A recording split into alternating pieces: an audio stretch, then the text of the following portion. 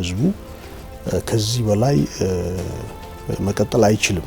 ሁለንተናዊ ቀውስ ውስጥ ነው ያለው። እናንተስ ሚና ምንድነው? በሌላ አባባል የህወሓት ሊቀመንበር ዶክተር ደብረጽዮን የመሩት ተቋም የነበረውን ግኝት የአብን ሊቀመንበር ነው እኔ ላይ መጥቶ ነው ብዙ ጩኸት የሚፈጥረውና አንዳንዴ ያስቀኛል። ሁላችንም ወደ ጠረጴዛ መጥተን ለዚህ ምርጫ እንቅረብ የሚለው ግፊት ከሁሉም ወገን ጎልቶ መሰማት የለበትም። ሁላችንም ጊራ አድርገን ስራ ተሰርቶ አንጻራዊ የሆነ ሰላም ተፈጥሮ ህዝቡ ድምጹን የሚሰጥበት መድረክ እውን መሆን አለበት። ከዚህ ያለፉ ነገሮች ኤክስፔክት ይደረጉ ነበር። የሽግግር መንግስት ስንል የሚመጡት ኃይሎች እነማን ናቸው? ኢትዮጵያን ለማፍረስ ሲንቀሳቀሱ የነበሩ ኃይሎች በጠረጴዛ ዙሪያ ሊመጡ ነው። ያ መሆን የለበትም። ያን እድል ማግኘትም የለባቸውም። በመሰረቱ ለዛኛው ትክክለኛ ምላሽ አይደለም። ክልሉ መንግስት የሚያደርጋቸውን ጥረቶች እናደንቃለን። ነገሮች በንግግር ተፈተው የታጠቁ ኃይሎች ወደ ማህበረሰባቸው እንዲመለሱ መደረግ አለበት። ችግሩን ይመጥን ድምጸት ተሰማልነው ማለት ነው። ወያኔ ጂኖሳይድ ፈጽሟል። ማይካድራ ላይ ምንድነው ሀፕን ያደረገው? ጨና ላይ ምንድነው? ራያ ቆቦ፣ ጋሊኮማ፣ አጋምሳ፣ ደሴ፣ ኮምቦልቻ ምንድነው ሀፕን ያደረገው? ይሄ ሁሉ ሌላ አካል አይደለም ወያኔ ፈጽመው አይደለም።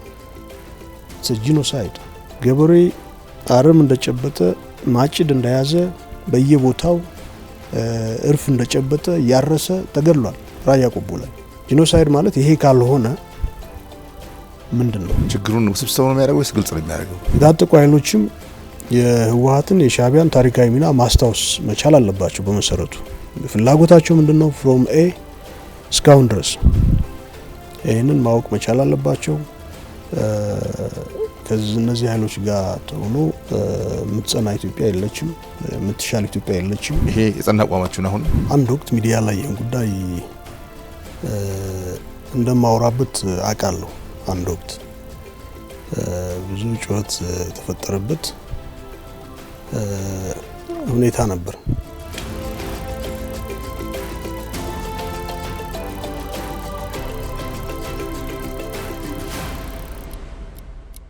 ጤና ይስጥልኝ የተከበራችሁ ተመልካቾቻችን፣ ጊዜ ግስ ላይ እንገኛለን። የዛሬ ጊዜ ግስ እንግዳይ ዶክተር በለጠ ሞላ ናቸው። ዶክተር በለጠ በመንግስታዊ ኃላፊነት የኢኖቬሽንና ቴክኖሎጂ ሚኒስትር ናቸው። እንደዚህ በፖለቲካው መስክ የአብን ሊቀመንበር ናቸው። በሁለት ጉዳዮች ላይ እናወራለን። እንኳን ደህና መጡ። እንኳን ደህና ጠበቀኝ ብሩክ። አመሰግናለሁ። አመሰግናለሁ። እኔም እንደ መጀመሪያ ወቅታዊ ከሆነ ውስጥ የአማራ ክልል ሁኔታ እንነሳ። አሁን ያለውን የአማራ ክልል ሁኔታ እንድትገነዘቡታላችሁ። እንግዲህ ሁሉም አእምሮ ውስጥ የመጣው መጀመሪያ ግጭቱ ነው። ከፍ ያለ ማህበራዊ ኢኮኖሚያዊ ጉዳት እያደረሰ ነው ያለው እና ይህንንና የህዝቡን ሁኔታ ጠቃለው ክልሉ ያለው ሁኔታ እንዴት ነው የሚገልጹት? እሺ፣ አመሰግናለሁ ብሩክ። በአማራ ክልል ያለው ሁኔታ ምን ይመስላል? እንዴት ጀመረ? እንዴት ተመጣ? እና ሂደቱ በህዝቡ ላይ አጠቃላይ ያደረሰው ሁለንተናዊ ቀውስ ምን ይመስላል የሚለውን ባጭሩ ለመግለጽ ያህል እንግዲህ ይሄ አሁን ያለው ሁኔታ ከመፈጠሩ በፊት የወያኔ ወረራ በህዝቡ ላይ ደርሷል። ሰፊ ጦርነት፣ ወረራ፣ ውድመት ደርሷልና ከሱ ቀጥሎ የኛው ግጭት ነው የመጣው። ህዝቡ ባለፉት 5 አመት ምርጫ ከደረገ ጊዜ ጀምሮ ፋታ አላገኘም። ቀዮቹ በተኩስ ዘልቀዋል። አጠቃላይ ሁኔታው አሁን ላይ ሰው እንቅስቃሴም አስቸጋሪ የሆነበት፣ ግጭቱ በጣም ሰፊ ነው።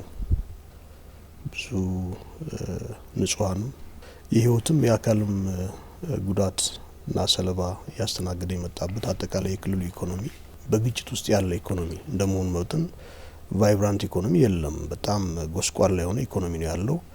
አቅም ያላቸው ነጋዴዎች ክልሉን እየጣሉ ወጥተዋል። ጫና ስላለባቸው በተለያየ አካላት ጫና ስላለባቸው ወጥተዋል። ህጻናት በርካታ ሚሊዮን ህጻናት ኒርሊ 5 ሚሊዮን ህጻናት ከትምህርት ገበታ ውጭ ሆነዋል እና የክልሉ መንግስት ጥናት አድርጓል። ሰሞኑን ጨርሰው የወያኔ ጦርነት ላይ ደረሰውን ጉዳት ሳይጨምር አሁን ላይ በተፈጠረው ግጭት ምክንያት ወደ 12 ቢሊዮን ብር የሚገመት ቁሳዊ ውድመት ደርሷል። ግን ደግሞ ይሄ ቁሳዊ ነው። ስነልቦናዊ ጉዳቱ ከዚህም የሰፋና የጠለቀ ነው። ብዙ ህጻናት ተደፍረዋል፣ ሴቶች ተደፍረዋል። አርሶ አደሮች በነጻነት ወደ እርሻ ቦታቸው ተንቀሳቅሰው ማያርሱበት ከስብ ማይከሱበት ሁኔታ ሲፈጠር ቆይቷል እና አጠቃላይ ያለው ሁኔታ እጅግ በጣም አሳሳቢ ነው። እንግዲህ ይሄ እንዲታረም እንዲስተካከል ጥሪ ስናደርግ ቆይተናል። ተፋላሚ አካላት መንግስትና በዛኛው በኩል ታጥቀው የሚታገሉ ወንድሞች በተቻለ መጠን ጥያቄዎቻቸውን ወደ ጠረጴዛ ዙሪያ አምጥተው ተከራክረው ተወያይተው ሴትል ማድረግ የሚችሉትን ነገር ሴትል አድርገው ለህዝባችን ሰላም እንዲፈጠር ጥሪ ስናደርግ ቆይተናል። ይሄ ከመሆኑ በፊት እንግዲህ የቆዩ ኮዞች ይኖራሉ። የቆዩ በአማራ ክልል ውስጥ ገና ለውጡ ሀፕን ካረገ ጊዜ ጀምሮ እንዲህ ነው ብለን መናገር ማንችለው አካል በጣም ግልጽ ያልሆነ ለረጅም ጊዜ ግልጽ ያልሆነ አካል አካባቢው ላይ ትርምስ ለመፍጠር ብዙ ሲሰራ ቆይቷል። የሰኔ 15ን ጉዳይ ታያለ። ከሱ ጀርባ ያወቅናቸውም ያላወቅናቸውም በርካታ ጉዳዮች ይኖራሉ። ይዛ ቅጥያ ሁኔታ ይኖራል። እሱ በዛ አጂቴትድ ሆኖ የገባ ይኖራል። ፕላስ ደግሞ ህዝባችን ጥያቄዎች አሉት። ሌጂቲሜት የሆኑ የፖለቲካ ጥያቄዎች አሉት። እነሱ መፈታት አለባቸው ብሎ በዚህ ላይ ተመስቶ ትግል የገባ በርካታ ወጣት አለ። እንግዲህ ይሄ ሁሉ ተደምሮ አጠቃላይ ክልሉን ወደ ቀውስ ውስጥ ከቶታል። ሁለንተናዊ ቀውስ ውስጥ ቆይቷል። በጦርነት ላይ ጦርነት ቆይቷል። በዚህ ሂደት ውስጥ የደረሰው ሰብአዊ ጥፋት በጣም ሰፊ ነው። እሱ እንግዲህ ለወደፊት መጠናትም ዶክሜንት መደረግም ይኖርበታል። ማን ምን አደረገ የሚለው ሁሉ ዶክሜንት መደረግ መቻል አለበት። ለታሪክ መቅረት መቻል አለበት። በዚህ መዝለቅ አይቻልም። አሁን ህዝቡ ከዚህ በላይ መቀጠል አይችልም። ሁለንተናዊ ቀውስ ውስጥ ነው ያለውና የሚመለከታቸው አካላት ሁሉ በተሻለ መጠን መፍትሄ የሚመጣበት ሁኔታ መፈለግና እዛ ተግባር ውስጥ መግባት መቻል አለባቸው። አሁን የሰማነው የሰሞኑ ጥሩ ነገር የክልሉ መንግስት ከተፋላሚ ኃይሎች ጋር ንግግር ሲያደርግ እንደነበረ መረጃዎች ዝርዝር ባይሆኑም ይደርሱን ነበር እናውቃለን። የዛ ውጤት በዚህ መልክ ሀፕን አድርጓል። ይሄ ተጠናክሮ ቀጥሎ በተቻለ መጠን ሁሉም መምጣት የሚችልበት ሁኔታ እንዲኖር ያስፈልጋል። አስቸጋሪ ነው፣ ቀላል እንዳልሆነ እገነዘባለሁ። ምክንያቱም ሌሎች ኃይሎችም የገቡበት ሁኔታ አለ። ሌሎች ኃይሎች የገቡበት ሁኔታ ስላለ ጉዳዩ ውስብስብና አስቸጋሪ ያደርገዋል። ጊዜም የሚወስድ እንደሚያደርገው ይጠበቃል። ዞሮ ግን ሀገሩ ፋታ ማግኘት አለበት። ህዝቡ ፎይታ ማግኘት አለበት። ሰላሙ ተረጋግጦለት ወደ ልማት መመለስ መቻል አለበት። ይሄ ህዝብ ብልጽግና መርጧል። ስለዚህ የተመረጠው መንግስት አንዱ ግዴታውና የሚጠበቅበት ኃላፊነት ሰላም ማረጋገጥ፣ ልማትን ማምጣት ነው። ስለዚህ ያ እስከዛሬ አልሆነም። አንፎርቹኔትሊ 5 አመት ሙሉ ሊሆን አልቻለም። ስለዚህ ቀጣይ በዚህ ሁኔታ መዝለቅ አይችልም፣ ህዝቡ አይችልምና ይሄ የሚቋጭበት አሁን የተጀመሩ ጥረቶች ተጠናክረው መቀጠል መቻል አለባቸው። አጠቃላይ የክልሉ ሁኔታ የሚመለከተው ሊቅ ሁሉ መድረክ አግኝቶ ችግሮችን ገምግሞ መፍትሄ የሚላቸውን ነገሮች ደግሞ ባልታየ ሁኔታ መታየት የሚችሉ ጉዳዮች ካሉ እነሱንም የጋራ መፍትሄ መሻት መቻል አለበትና የምክክር መድረኮች ያስፈልጋሉ። የሊቃን ምክክር መድረኮች ይሄን እንዲመጣ እኛም የሚመለከታቸው አካላት ጋር ንግግር እያደረግን ነው። ዝም ባላልንም ሰላም እንዲመጣ ጥሪ ስናደርግ ቆይተናል። ጉዳቱ ግን በጣም ሰፊ ነው። ወደ ትምህርት ስመጣ ለቋርጥ ይቅርታ፣ እሺ የሌሎች ኃይሎች እጅ ያለበት መሆኑ ቀጠቅሶ አድርሶም ይፋ ሆኗል። ይሄ ኦፊሻሊ ኦልሞስት በማይደበቅ ደረጃ እርስዎ እንዳሉት ይሄ መሆኑ ችግሩን ውስብስብ ነው የሚያደርገው ወይስ ግልጽ ነው የሚያደርገው? እንደተባለው ውስብስብ የሚያደርገው አይመስለኝም፣ ግልጽ ነው የሚያደርገው ይመስለኝ። ምክንያቱም ይሄን ችግር ለማቆም በቀጥተኛ ሀገራዊ ጥቅምን የሚጻረሩ ታሪካዊ ጠላቶች የሚዘውሩት ጉዳይ መሆኑ ችግሩን ለማቆም በቃ ወደ ጠረጴዛ ነው ከዚህ በላይ እንታገስም ለማለት አመቺ ነው የሚሆነው ወይስ ሞር ውስብስብ ነው የሚሆነው? ወይል እንግዲህ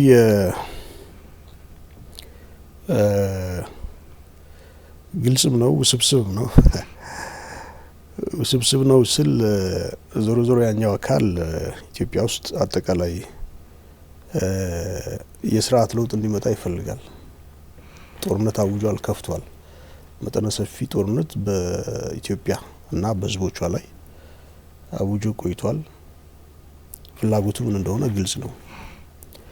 ስለዚህ መፍትሄ እንዲመጣ ይሻም በመሰረቱ የስርዓት ለውጥ ሳይሆን ኦልሞስት የደቀቀችና ሁልጊዜም ቀውስ ውስጥ ያለች ኢትዮጵያ ልትኖር ይፈልጋል። ልክ ነው። እኔ አሁን ሪፈር እያደረኩ ያለሁት ወያኔን ነው። ሻዕቢያን ከሆነ በቀውስ ውስጥ ያለች ደካማ ኢትዮጵያ እንድትኖር ነው የሚፈልገው። ወደ ትብብር አይመጣም። ወደ ትብብር ቢመጣ ለሁለቱም ህዝቦች ለሁለቱም ሀገሮች በጣም ሰፊ የልማት እና የብልጽግና እድል ይከፈት ነበር በመሰረቱ። ግን ደግሞ ያለው ሳይኪ ላለፉት 30 ምናምን አመት በኤርትራ መንግስት ውስጥ ዶሚኔት አድርጎ ያለው የገቨርናንስ ሳይኪ የማይሰጥ ግን የሚቀበል የኢትዮጵያን ደካማ ሁኔታ ማየት የሚፈልግ ሰላም ያጣች ኢትዮጵያን ማየት የሚፈልግ ስለሆነ እዚህም ኢንቨስት አድርጓል፣ ሲሰራ ቆይቷልና ይሄ ነው። ከዛም ከተሻገር እንግዲህ እዛ ላይ ብቻ የሚቆም አይደለም። ላኪ ያለ ዞሮ ይሄንን ደግሞ ከቀጠናዊ ጉዳይ ላይ ስምሪት የሚሰጡ የተለያዩ ሀገራት አሉ። እነ ግብጽን እንወስዳለን። እዚህ ላይ እነሱ ፍላጎታቸው ግልጽ ነው። ሰላማዊ የሆነች የተረጋጋች ኢትዮጵያ ካለች ልማት ታስባለች። ልማት ስታስብ ወንዞቿን ታስባለች፣ ትገድባለች። ስለዚህ እንዳይሆን ስትራቴጂካሊ ሲሰሩ ቆይተዋል። የታሪክ ሰነዶችንም ስናይ አሁን ብቻ ሳይሆን ባለፉት በርካታ 100 አመታት የነበሩ የግብጽ በደርቡሽም ይሁን በምጽዋ ሚምጣ በሱዳን በኩል ሚምጣ የነበሩ ግጭቶች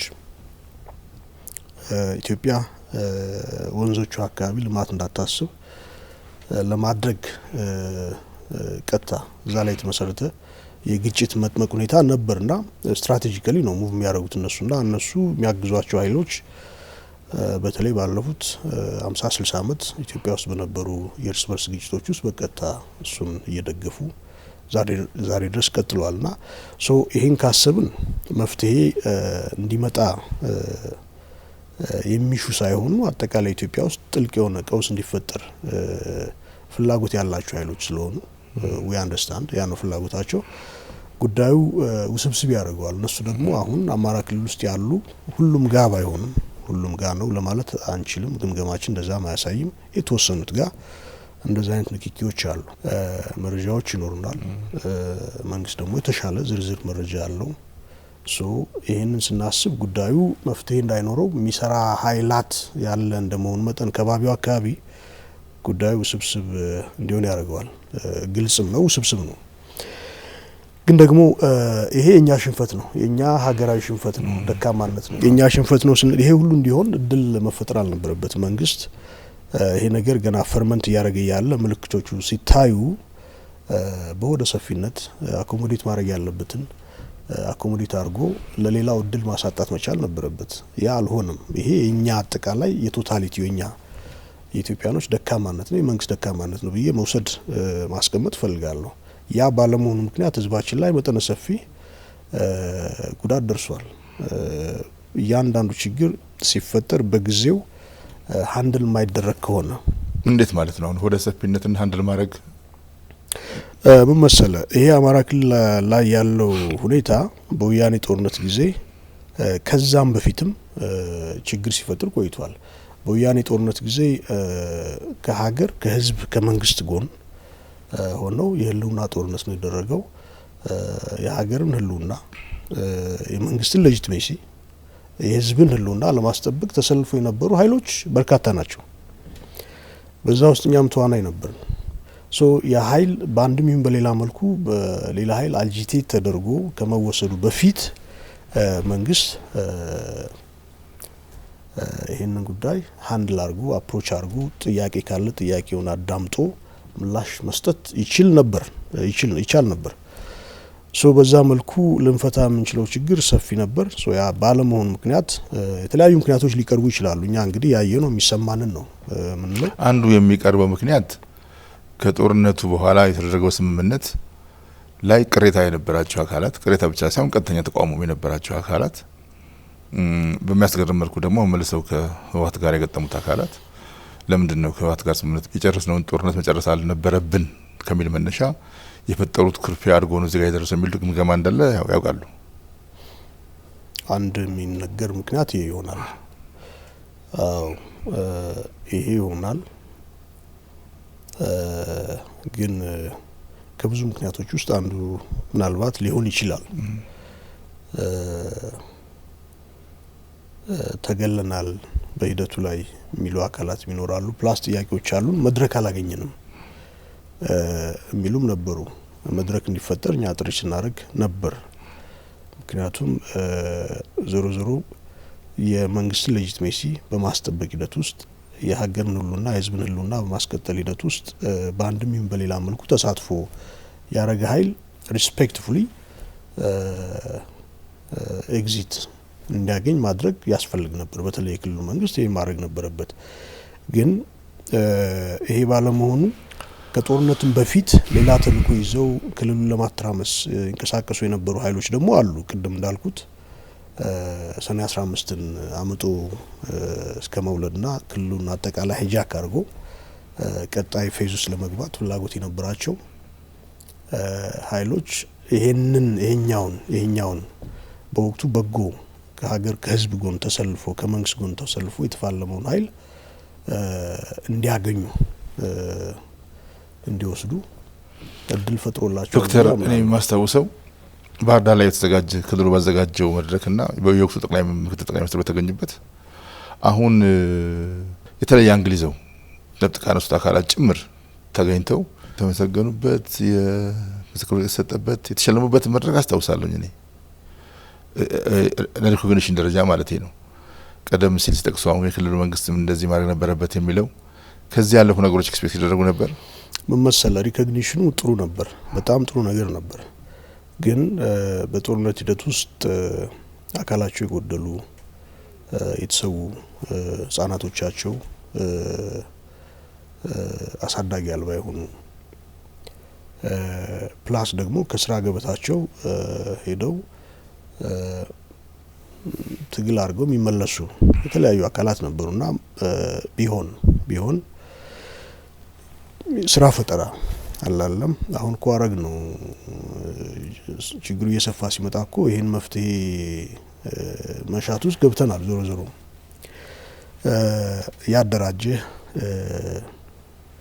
ያሰለጠንክ ክሎት ያስታጠቅ ስራ እንዲፈጥሩ ማድረግ በተቻለ መጠን አላለም አኮሞዴት አድርገህ ፕሮዳክሽን ውስጥ እንዲገቡ ማድረግ ቢቻል አይ ቲንክ ብዙ ኢምባራስመንት መቀነስ ይቻል ነበር ብዬ አምናለሁ። ያው እንደ ሀገር ፋታ የለም። ይሄንም ለመወሰን ዞሮ ፋታ ያስፈልጋል። ግን እንደዛ ይሰማኛል። ኦኬ በኮዝ ደረጃ አንዳንድ ሰዎች ሲገመግሙ፣ አንዳንድ አካላት ሲገመግሙ ጦርነቱ ላይ ለህልውናው መቀጠል የለበትም መጨረስ አለብን ብሎ ከመንግስት ጋር የተኳረፈ ኃይል መልሶ ያው ህልውናው ማብቃት አለበት ከማይለው ኃይል ጋር መልሶ የሚያጣምረው የራሳቸው ኮዝ ሳይሆን ከነሱ በላይ የሆነ የግድ የሚያቀናጅ ተጨማሪ ኮዝ ያለው የውጫዊ ኃይል ነው እንጂ ራሽናል በሆነ አስተሳሰብ እነኛ አካላት አብሮ ሊቆሙ አይችሉም ነበር። ከዚህ መነጭ ፍላጎት ቢኖር ኖሮ አብሮ የሚያቆማቸው ነገር የለም። ከዚህ የማይመነጭ ግን ከኋላ ገፊ ኃይል የሚያመጣው ኢንተረስት ነው የማይጣጣሙ ነገሮችን እያጣጣመ አገር እንዲረብሽ የሚያደርገው የሚል ስትሮንግ አርጉመንት የሚያቀርቡ ሰዎች አሉ። እንዴት ያዩታል? እንግዲህ ያው ፖለቲካው ስላለ ክስተት ነው የተነጋገርን ያለ ነው። ትላንት የነበረ ሀሳቤና የግምገማ አካሄድ የብያኔ አሰጣጥ ሁኔታ ዛሬ ላይ ሊለወጥ ይችላል። ዞሮ ዞሮ መንግስትም ወደ ድርድር ፕሪቶሪያን ሳይንስ ያደርግ ትላንት ይፋለሙ የነበሩ ኃይሎች ጋር ነው የማይታረቁ ፍላጎት ነበሩ አይደለም በመንግስትና በወያኔ መካከል። ለሀገር ሰላም ሲባል ያንንም አኮሞዴት ታደርጋለህና ተለዋዋጭ ሁኔታዎች አሉ። የፖለቲካ ውስጥ ነው የምናወራው። ትላንት እንደዛ አይነት እንዳልከው ግምገማ የነበረው አካል ዛሬ ላይ ያው አካል ጋር ሆኖ መንግስት የሚፋለም ከሆነ በጊዜ ሂደት ውስጥ እሳቢዎቹ ግምገማዎቹና አጠቃላይ ኮንቪክሽኑ ተለውጧል ማለት ነው። የሚገባኝ እንደዛ ነው። በዛ ሂደት ውስጥ ደግሞ እድል እስካገኘ ድረስ ሌላውም አጠቃላይ ኢትዮጵያ የተረጋጋች እንዳትሆን የሚፈልገው ኃይል ገብቶ እጁን ሰዶ ይህንን ሁኔታ እንዲፋፋ ምቹ ሁኔታ ለመፍጠር ስራ ይሰራል። ስለዚህ የዚህ ሁሉ ድምር ይህን ያስቻለ ይመስለኛል። አሁን ያለውን ወቅታዊ ሁኔታ ቅድም እሱ የገለጹትን ህዝቡ ላይ የደረሰ ያለውን ሰቆቃ፣ ኢኮኖሚያዊና ማህበራዊ ድቀቶች አሁን አቁሞ ወደ ሰላም ለማምጣት ምን መደረግ አለበት? ግጭት ሁሉ በአመዛኙ እንደምናየው በንግግር ነው የሚፈታው መጨረሻ ላይ። አሁን ያሉ የተፈላማይ ኃይሎች በፍጹም ጠረጴዛ አይገባቸውም ልንል አንችልም። ወያኔ በአማራ ህዝብ ላይ ጄኖሳይድ ፈጽሟል። እሱም በኋላ ልናገርበት እንችላለን። መንግስት ያደረገውን ጥረት ደግሞ አፕሪሼት እናደርጋለን። ማድረግም አለብን። ሀገር ሰላም መሆን አለበት። ጦርነት ማብቃት አለበት። ጦርነት ያበቃ ዘንድ ደግሞ የጠረጴዛ እድል ማግኘት አለባቸው ኃይላት። በዛ ሂደት ውስጥ ትናንት ከራያ እስከ ደብረ ሲና ሴት እየደፈረ ሲቪሊያን እየገደለ ንብረት ሀብት እያወደመ እየዘረፈ የመጣ ጄኖሳይድ የፈጸመ ኃይል ጋር መንግስት ቁጭ ብሎ ተደራድሯል። ይሄ የሚሆነው ለሀገር ሰላም ሲባል ነው። ስለዚህ ከዚህ የበለጠ ኃጢአት የፈጸመ ኃይል የለም። በመሰረቱ ከወያኔ በላይ ኃጢአት የፈጸመ ኃይል በኢትዮጵያ ውስጥ የለም እንደምናምነው። ስለዚህ በአማራ ክልል ውስጥ ያሉ ኃይሎች አንዳንዶቹ በወያኔ አጂቴት ተደርገው ይሆናል። አንዳንዶቹ ደግሞ ህዝባችን ሌጂቲሜት ጥያቄ ያለው ያ ምላሽ አላገኘም፣ አንደርማይን ተደርጓል ብለው የሚያስቡ ኃይሎች አሉ። ባይዞይ ትግሉ ብዙ ጥፋት አድርሷል ማለት ህዝቡ ሌጂቲሜት የሆነ ጥያቄ የለው ማለት አይደለም። ትላንትም የነበሩ ዛሬም ያሉ ጥያቄዎች ቀጥለዋል። ጥያቄዎቹ ደግሞ ምላሽ እንዲያገኙ በመንግስት በኩል የሚደረጉ ጥረቶች አሉ። የምክክር ኮሚሽን ተቋቁሟል። ስራዎች እየተሰሩ ነው። ያ ደግሞ ለሁሉም የኢትዮጵያ ህዝቦች ኮምፕሮማይዝድ የሆነ መፍትሄ ይሰጣቸዋል ብለን እናምናለን። በዛ ውስጥ ኮሚትመንት ወስደን እየሰራን ነው። ግን ያመፀ ሁሉ ሌጂቲሜት ጥያቄ የለውም ማለትም አይደለም። መንግስት ሌጂቲሜት ጥያቄ የላችሁም ከእናንተ አስተዳደር የሚያለው አካል አለ እንዴ? ኖ እንደዛ ማለት ሳይ ጥረቱ መቀጠል አለበት ማለት ነው። ወያኔም ጋር ቢነካካ ማንም ጋር ቢሆን ዞሮ ዞሮ ዊን የምናደርገው እንደ ሀገር ያንን ሁሉ ወደ ጠረጴዛ አምጥተን አቻችለን ኮምፕሮማይዝ የምናደርጋቸው ጉዳዮች ካሉ እሱን አድርገን ለህዝቡ ግን ሰላም ማረጋገጥ አለብን። ህዝቡ በዚህ ሁኔታ በፍጹም መቀጠል የለበትም። ከአንድ ምርጫ እስከ ሌላኛው ምርጫ በግጭትና በጦርነት ውስጥ የዘለቀ ህዝብ እፎይታ ባላገኘበት ሁኔታ ቀጣይ ሂደቱ የተሻለ ይሆናል ማለት በጣም አስቸጋሪ ነው። ህዝቡ በጣም በከፍተኛ ሁኔታ ድቀት ውስጥ ነው ያለው። ይሄ ማቆም አለበት። ይሄ እንዲቆም ደግሞ የተጀመሩ ጥረቶች መስፋት አለባቸው፣ መቀጠል አለባቸው። መንግስት ሁሉንም ዊን አርጎ መውጣት አለበት። በመሰረቱ ዊን አርጎ ሰላማዊንም ሌላውንም ዊን አርጎ መውጣት መቻል አለበትና ለዛ ደግሞ ሁሉም ኃይል ትብብር እገዛ ማድረግ አለበት። ክላሪቲ እንዲፈጠር እኛ መስራት አለብን። ህዝቡ ያለበት ሁኔታ ሌሎች ኃይሎች ምንድነው ፍላጎታቸው? ኢትዮጵያ እንድትዳከም ይፈልጋሉ ስንል ምን ማለት ነው? ታሪካዊ ናቸው ምን ነበር? ይሄንን ክሊር ሆኖ ህዝቡ እንዲያውቅ እነዚህ ኃይሎችም እንዲረዱት ያላሰለሰ ጥረት መደረግ መቻል አለበት ብዬ አምናለሁ። ቀደም ሲል እነሱ የሚሰጡት ምላሽ እንዳለ ሆኖ በአማራ ህዝብ ላይ ጄኖሳይድ ፈጽሟል ብለዋል የህወሓት ኃይል። መረር ባለ ቃል ነው የሚተናገሩት። በአማራ ህዝብ ጋር ላይ ጄኖሳይድ ከፈጸመ አካል ጋር መልሶ ተቆራኝቶ አማራ ህዝብ ስም የሚደራደር አካል በተመለከተ ተለዋዋጭ ፍላጎት ምናምን ብለው እንደውም ኮምፕሮማይዝ ለማድረግ ሲሞክሩ ነው የሰማሁት። አሁን እርሶ ሁለቱ ይታረቃል? እኔ እኮ ፋክቱ ነው ያስቀመጥኩት። ምን መሰለ ፖለቲካ ውስጥ ወያኔ ጄኖሳይድ ፈጽሟል ስንል ዝም ብሎ አይደለም። 2013 ጳጉሜ 4 ላይ ቆቦ ከተማ ራያ ቆቦ ላይ ዓለም አቀፍ ኒውስ ቻናሎች ሚዲያዎች ጭምር የዘገቡት ጄኖሳይድ ተፈጽሟል። ገበሬዎች እርሻ ቦታቸው ላይ አረም እንደጨበጡ ተገለዋል። አብሮ አደጎቻችን ስማቸው መጥራት ካለብኝ ጎበዝ አርሶ አደር ገበሬዎች እና ሰፋ ታከለ አረም እንደጨበጡ ተገለዋል። እርሻ ቦታቸው ላይ ምንም አያውቁ ማጭድ እንደያዙ ተገለዋል። በዚህ ሂደት ውስጥ የቤተሰብ አባላት ሁሉ አጥተናል። በመሰረቱ ይሄ ብቻ አይደለም። አጋምሳ ላይ የገጠር መንደር በከባድ መሳሪያ በመድፍ በታንክ ተደብድቦ ብዙ ጭፍጨፋ ደርሷል። ዛው ራያ ቆቦ ጉራ ወርቄ የገጠር መንደር አጋምሳ ላይ፣ አፋር ክልል ጋሊኮማ ላይ ደረሰውን አንረሳም። በጎንደር ጨና ማይካድራ ላይ ደረሰውን አንረሳም። ሶ አሎንግ ዘ ዌይ ከራያ ጀምረው ደብረሲና እስኪመጡ ድረስ ቀጤማ እየነሰነሱ አይደለም የመጡት። እንደዛ አይደለም። ከፍተኛ የሆነ ጥፋት ተፈጽሟል። ጄኖሳይድ ተፈጽሟል በመሰረቱ። በዛ ሂደት ውስጥ እንግዲህ የተሳተፉ ኃይሎች ዞሮ ሀገሩ ደግሞ አጠቃላይ በዛ ሁኔታ መቀጠል ስለሌለበት መንግስት ማድረግ ያለበትን አድርጓል። ተገቢ ነው። ያም ባያረግ ነበር ማድረግ ያለበትን አድርጓል። እንግዲህ በዛ ሂደት ውስጥ እኔ ሲንጉላር ምክንያት አለ ብዬ አላምንም።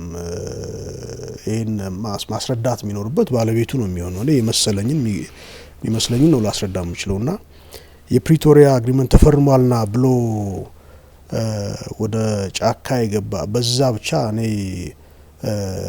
ሬዲዩስ ማድረግ አለብን ብዬ አላምንም። እንደዛ አይደለም። ከፕሪቶሪያ አግሪመንት በፊት ነበሩ እኮ ስክሪሚሽ ከመንግስት ጋር የሚደረጉ አንዳንድ እየተፈጠሩ የመጡ ውጥረቶች እንደነበሩ፣ አለመግባባቶች እንደነበሩ እናውቃለን። ሶ ያ ሲንጉላር እንትን ምክንያት እሱን ሲንግል አውት አድርገን በሱ ላይ ብቻ ማሳረፍ አይ ቲንክ አጠቃላይ ሁኔታውን ግምገማ የሚያስተን ይመስለኛል። ጥያቄ እንደሱ አይደለም። ጥያቄ ቀደም ሲል የጠመረውን ጥምረት ህወሓት ከሻዕቢያ ጋራ በአማራ ስም ከሚንቀሳቀሱ ኃይሎች ከሻዕቢያና ከህወሓት ጋራ ስርዓታዊ መናድና ሀገራዊ ፕሮባብሊ እንደ ሀገርም ላይ ያስቀጥል የሚችል ጉዳት የሚያደርስ ጥምረት መፈጠራቸውን በተመለከተ ላነሳው ጥያቄ ተለዋዋጭነት አዳጊነት ይኖራል ብለው ስላሉኝ ነው። አሁን በዚህ ደረጃ ህወሓትን ካራክተራይዝ ያደርጉት በአማራ ህዝብ ላይ የዘር ማጥፋት ወንጀል ጭምር ከፈጸመ ኃይል ጋራ ጥምረት መፍጠር እንዴት ነው ኮምፕሮማይዝ የሚደረገው? የተለዋዋጭ ፍላጎት ተደርጎ ሊገለጽ ይችላል ወይ ማለት ነው ያልኩት እንጂ ያኛው ለኢሚዲየት ኮዝ እና ቀጣይነት ያላቸው ኮዝ ላይ የተለያዩ ነገሮች ሊኖሩ ይችላሉ። ወያኔ ጋር የሚሰራ ኃይል በመሰረቱ ኢትስ አንፎርቹኔት እንዴት አድርጌ ላስቀምጠው እንደምችልም ይቸግረኛል። የነሱ መስራት የወያኔን ኃጢአት ትላንት የሰራውን እንድንረሳ አያስችልም። ወያኔ ሰርቷል። የተመቸ ሁኔታ አገኘ። በክልል ውስጥ የተመቸ ሁኔታ ፖሮስ የሆነ ሁኔታ ተፈጥሯል። እንደፈለገ ገብቶ ማደራጀት፣ ቀውስ የመፍጠር ስራ እንዲሰራ አስቻይ ሁኔታ አግኝቷል አማራ ክልል ውስጥ ወያኔ። ይሄ እኛ የህዝቡም የሀገሩም የመንግስትም ጉድለት ነው ብዬ ነው የማስበው። የሁላችንም ያ ሁኔታ ለወያኔ ምቹ ሁኔታ መፈጠር አልነበረበትም በመሰረቱ። ሶ በዛ ሁኔታ እንግዲህ በአንድም ይሁን በሌላ መልኩ የተወሰነ ኃይል አለ። ሚናው ታሪካዊ ስህተት ብለን ነው የምናስቀምጠው። ይሄንን ሌጂቲማይዝ አናረግም። ሆኖም ሰላም እንዲፈጠር ከማንም ኃይል ጋር መንግስት ሁሉንም ጥረት አድርጎ መፍትሄ መምጣት የሚችልበትን ሁኔታ የጀመረውን ሂደት ማስቀጠል አለበት። ትላንት ወያኔ ጄኖሳይድ ፈጽሟልና ወያኔ ጋር ስለሰራ መንግስት መደራደር የለበትም ሊባል አይችልም። መደራደር የለበትም አልኩኝም። እንደዛ ሊባል አይችልም። መንግስት ሁሉንም አቅሙን አሟጦ ምን መሰለ መጨረሻ ፖይንቱ ማሳረፊያው ህዝቡ ሰላም ማግኘት አለበት። ይሄ ህዝብ መንግስት መርጧል። መንግስት ይሄን ማረጋገጥ አለበት። ዛሬ ባይችል ነገ ይሄን ማረጋገጥ መቻል አለበት እንጂ ኢንድለስሊ በየመንደሩ ተኩስ የሆነ ህዝቡ ልማት እድል ያመለጠው ሰላም አጥቶ ተሳቆ ገበሬ ተሳቆ ተማሪ ከትምህርት ገበታው ርቆ ነጋዴ ፈልሶ ተሰዶ ምናም አይሆንም። እንደዛ ለሀገር ግንባታም አይሆንም።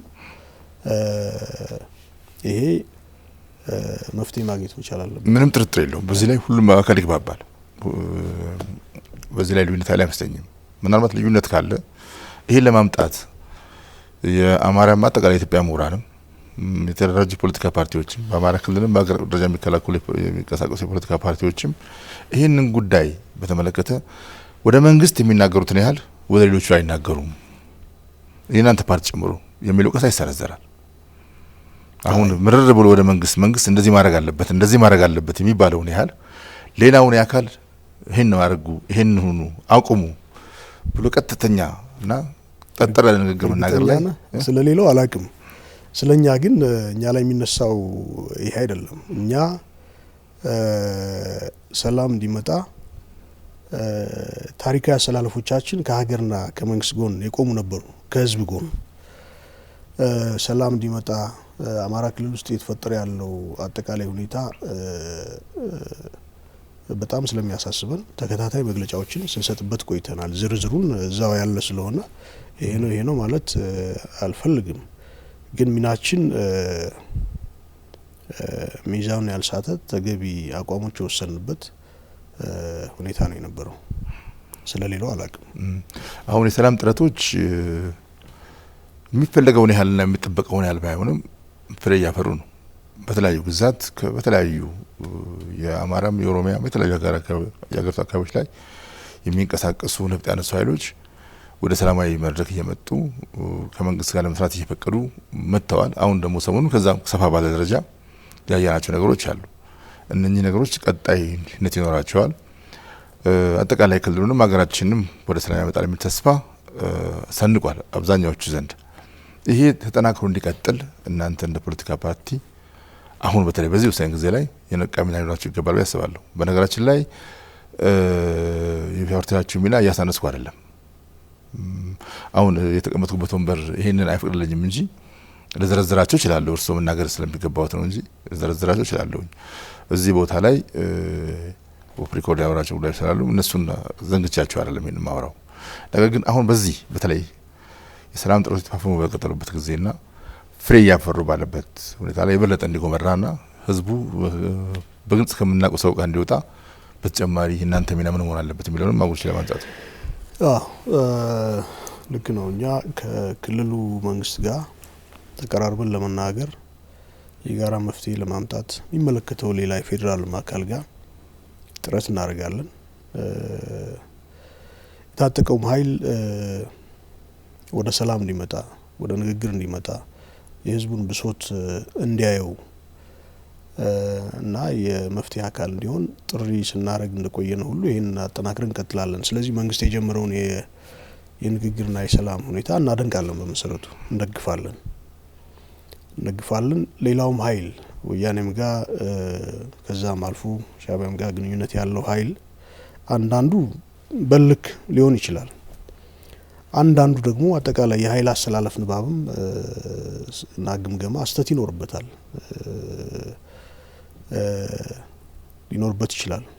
ይኖርበታል በእርግጠኝነት። ስለዚህ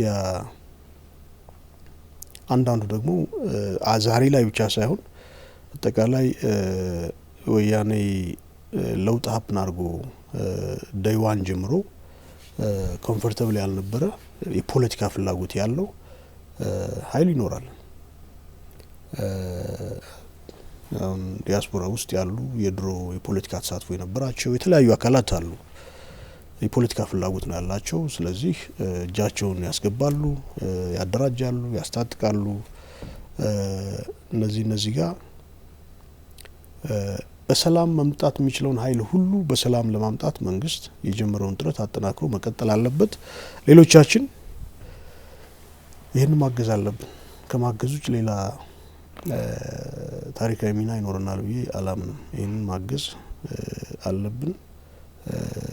ለምን ህዝቡ ባልዘገየ ሁኔታ ሰላሙ አንጻራዊ ሰላም መረጋገጥ አለበት።